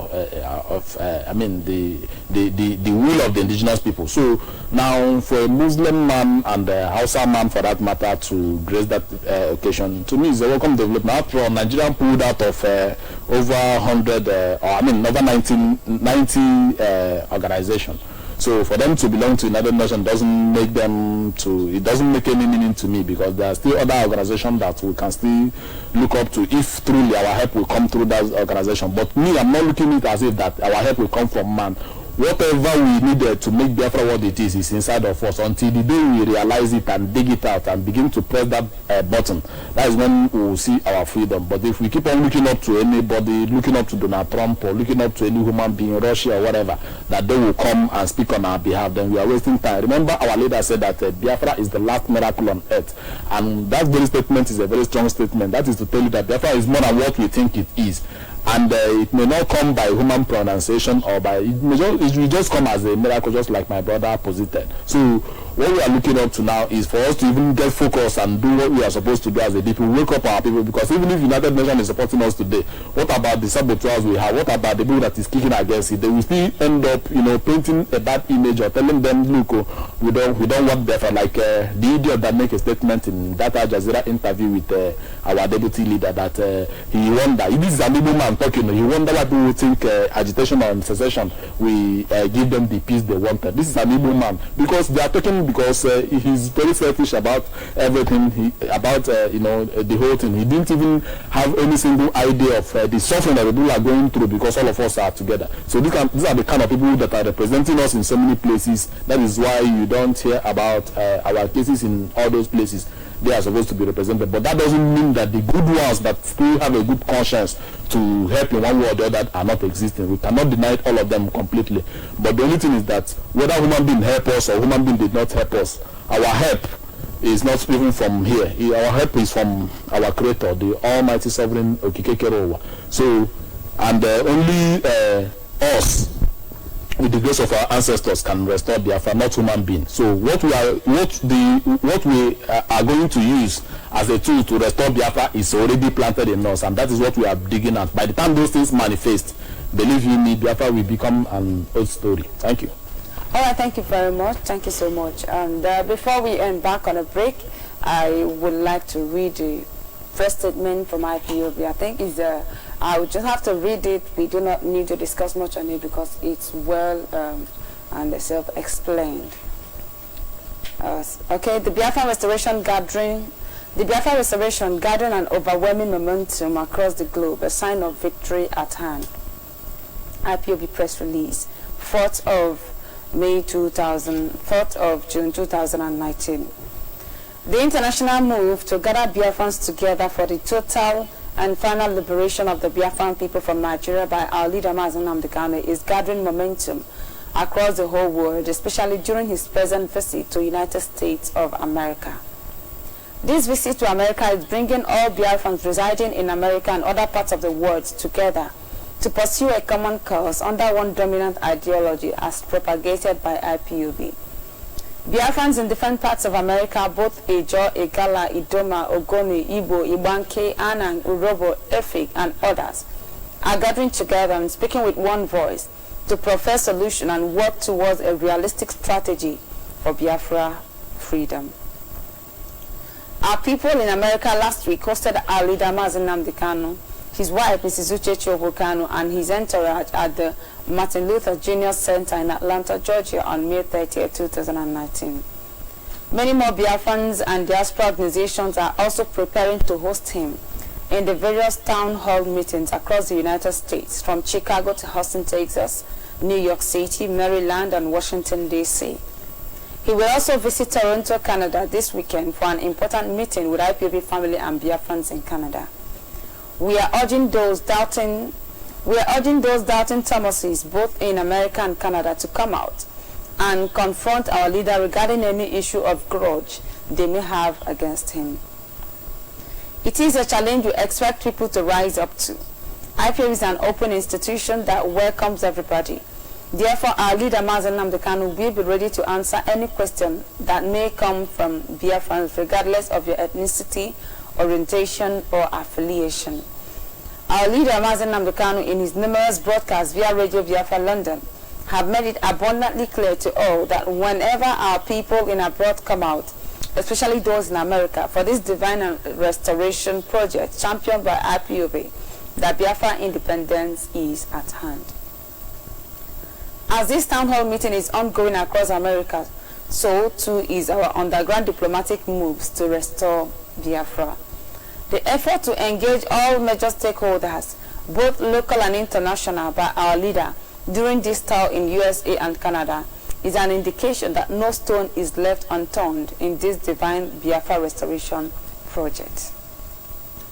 We thank the Most High God, Chukwokika, who made his journey a successful one. This gesture and respect our people living in America accorded to our leader Mazi Nnamdi Kanu is awesome. We ask God Almighty Chukwokika to bless and protect them in their efforts to make Biafra restoration a reality. Comrade Emma Powerful, Media and Publicity Secretary for IPOB. Okay, just like I said, it is it's a self-explanatory press statement. We do not really need to analyze it. But Mazi Elvis, can you just say something about this? You know, last time when we talked about our leaders present in America, you said it was for a diplomatic move, most importantly, and it's becoming obvious and you know, it's glaring. So what do you have to say to Biafrans concerning these moves? Yeah, what I have to say, first and foremost, I want to say kudos to our leaders, because he says that the word no does not mean you completely said no, and that he's just an avenue of another opportunity to make a positive move. So what he has achieved right now, by this time last 4 years, it wasn't easy. I don't want to go into details, but as you have just said, America are just coming out in mass, are not an ordinary, but prominent men, prominent dignitaries have just emerged right now towards this very struggle. And that is to tell you that Biafra is very, very close, because in Georgia, he made a statement. He said this year, definitely before the end of December, something must surely happen that will benefit Biafrans a lot. So his trip to America is a welcome development, because we can see that he has achieved a lot. If those of them that have been yapping, you know, saying one thing or the other, they should sit down now and learn how struggle is all about, how to freedom fighting is been going on, not to yap on social media. So I think our leader, and I think him more powerful, because that very brother is a great brother indeed. He's a great writer. You know, I love him so much. He put things down with his pen the way it is, and lecture Nigerians on how to write and analyze some great news. He wants emulate him. So thank you very much. Thank you so much. Okay, before we go on a break, so what do you think of this development? You know, how do you think Biafrans at home should react to it? Okay, all of us should react to it, because whether you are Biafran at home or Biafran in diaspora, all of us should see it as a welcome development, and also another feather being added to our cap, and also it's an open, it's an open avenue for those yappers, just like my brother would put it, to go out there and confront him face to face, not writing lies and negative vituperations against him. This is the time for you to meet one-on-one with him. So it's an open avenue, and also it's also a very good step in the right direction, because a lot of people said so many things. Even the Zoo media, Lai Mohammed and the rest of them, said that any day our leader steps his foot on Americans, that he will be. So he's now proving them wrong, that truly Biafrans are the ones that rules the world. So that is another, Americans have a very big significance to our struggle. So for the fact that he goes, they have kind of destroyed a lot of yoke, and a lot of people, have come to understand the truth. Of course, you saw the interview he granted in one radio station like that, and a lot of people are also lobbying for him to come, and also for him to grant them interviews. So that is to tell you that a lot of things is happening, even beyond our own comprehension. So I really thank Chukwuka Abiyama for that very wonderful move. And like I have said, we have never known a better yesterday. So thank you very much. Thank you so much. All right, this moment we will embark on a break. We urge you to stay tuned. We'll be right back. This is still Sunrise Daily News Analysis on Biafra Television. And of course, the lines will be open immediately for you to call in and make your contribution. Stay tuned. We'll be right back.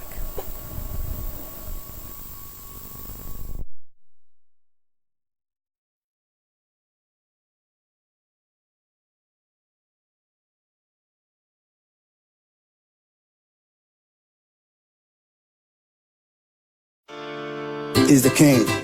Stripone is about to go down. Can nobody take what belongs to us? DJ Risky, the real prince.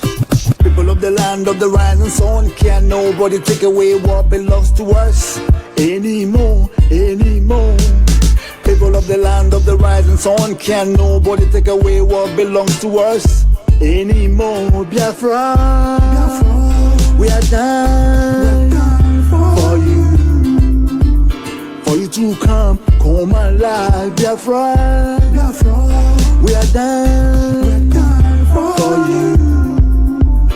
for you to come alive. People of the land of the rising sun, can nobody take away what belongs to us anymore. People of the land of the rising sun, can nobody take away what belongs to us anymore.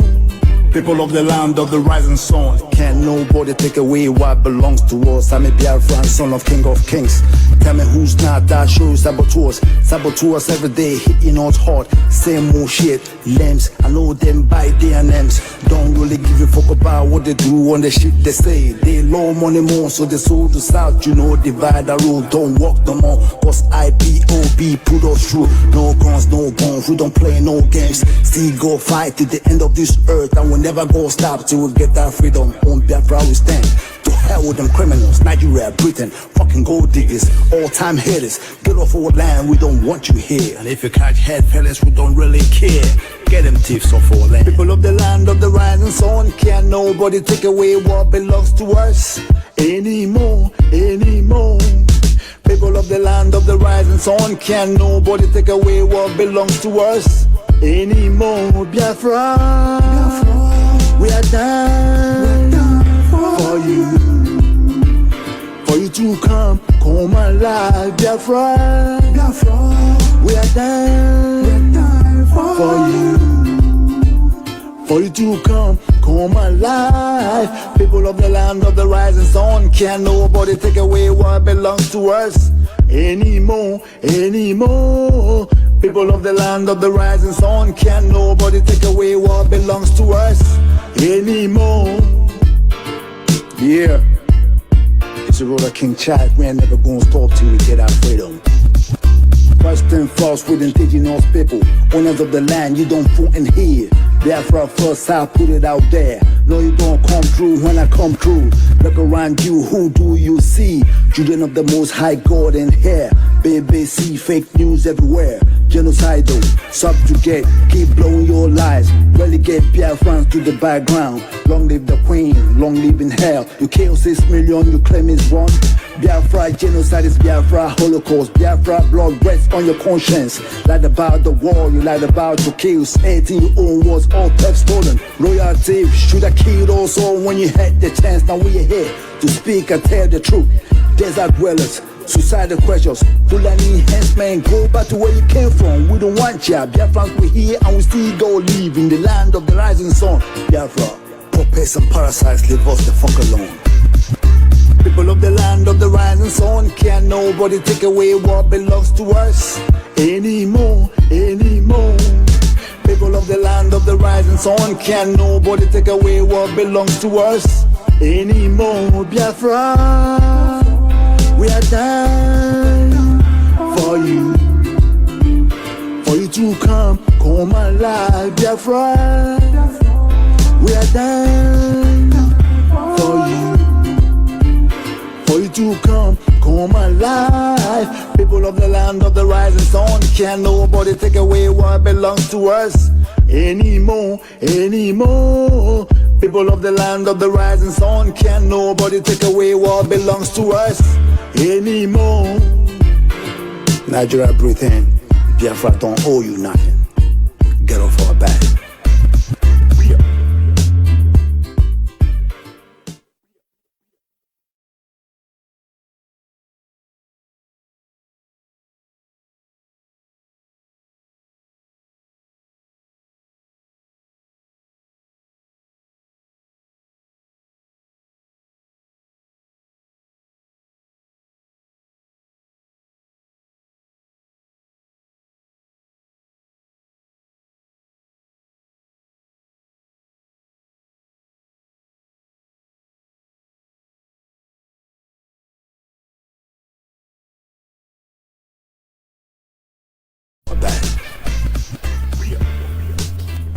Welcome back. You're still watching Sunrise Daily News Analysis on Biafra Television. And the lines are open right now for you to call in and make your contributions. Call us on WhatsApp, call us on our phone line, call us on Skype, as well as Facebook. Our Skype and Facebook ID is at Sunrise BTV, And of course, we have our WhatsApp line, 0905 6608 583. Our WhatsApp line once again, 0905 6608 583. Our phone line is 0702 0353 706. I'll call it for the last time, 070.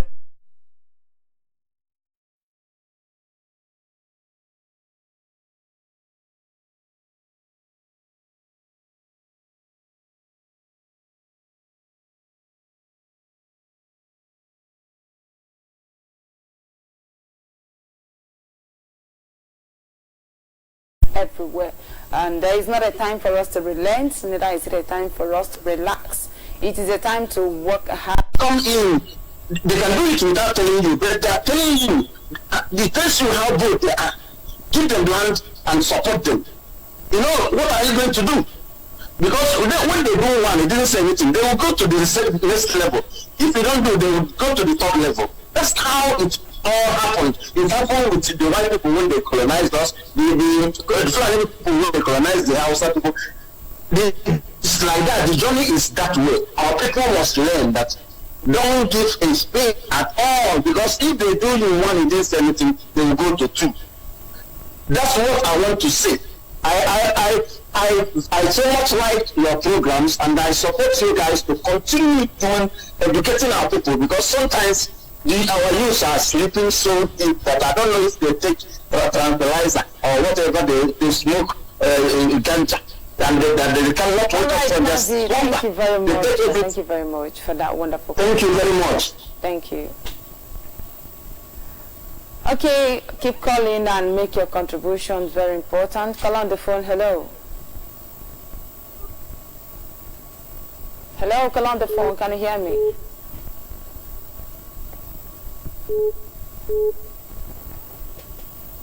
We have another caller there. Hello. Caller on the phone. Are you there? Can you hear me? Hello. Good morning. Good morning.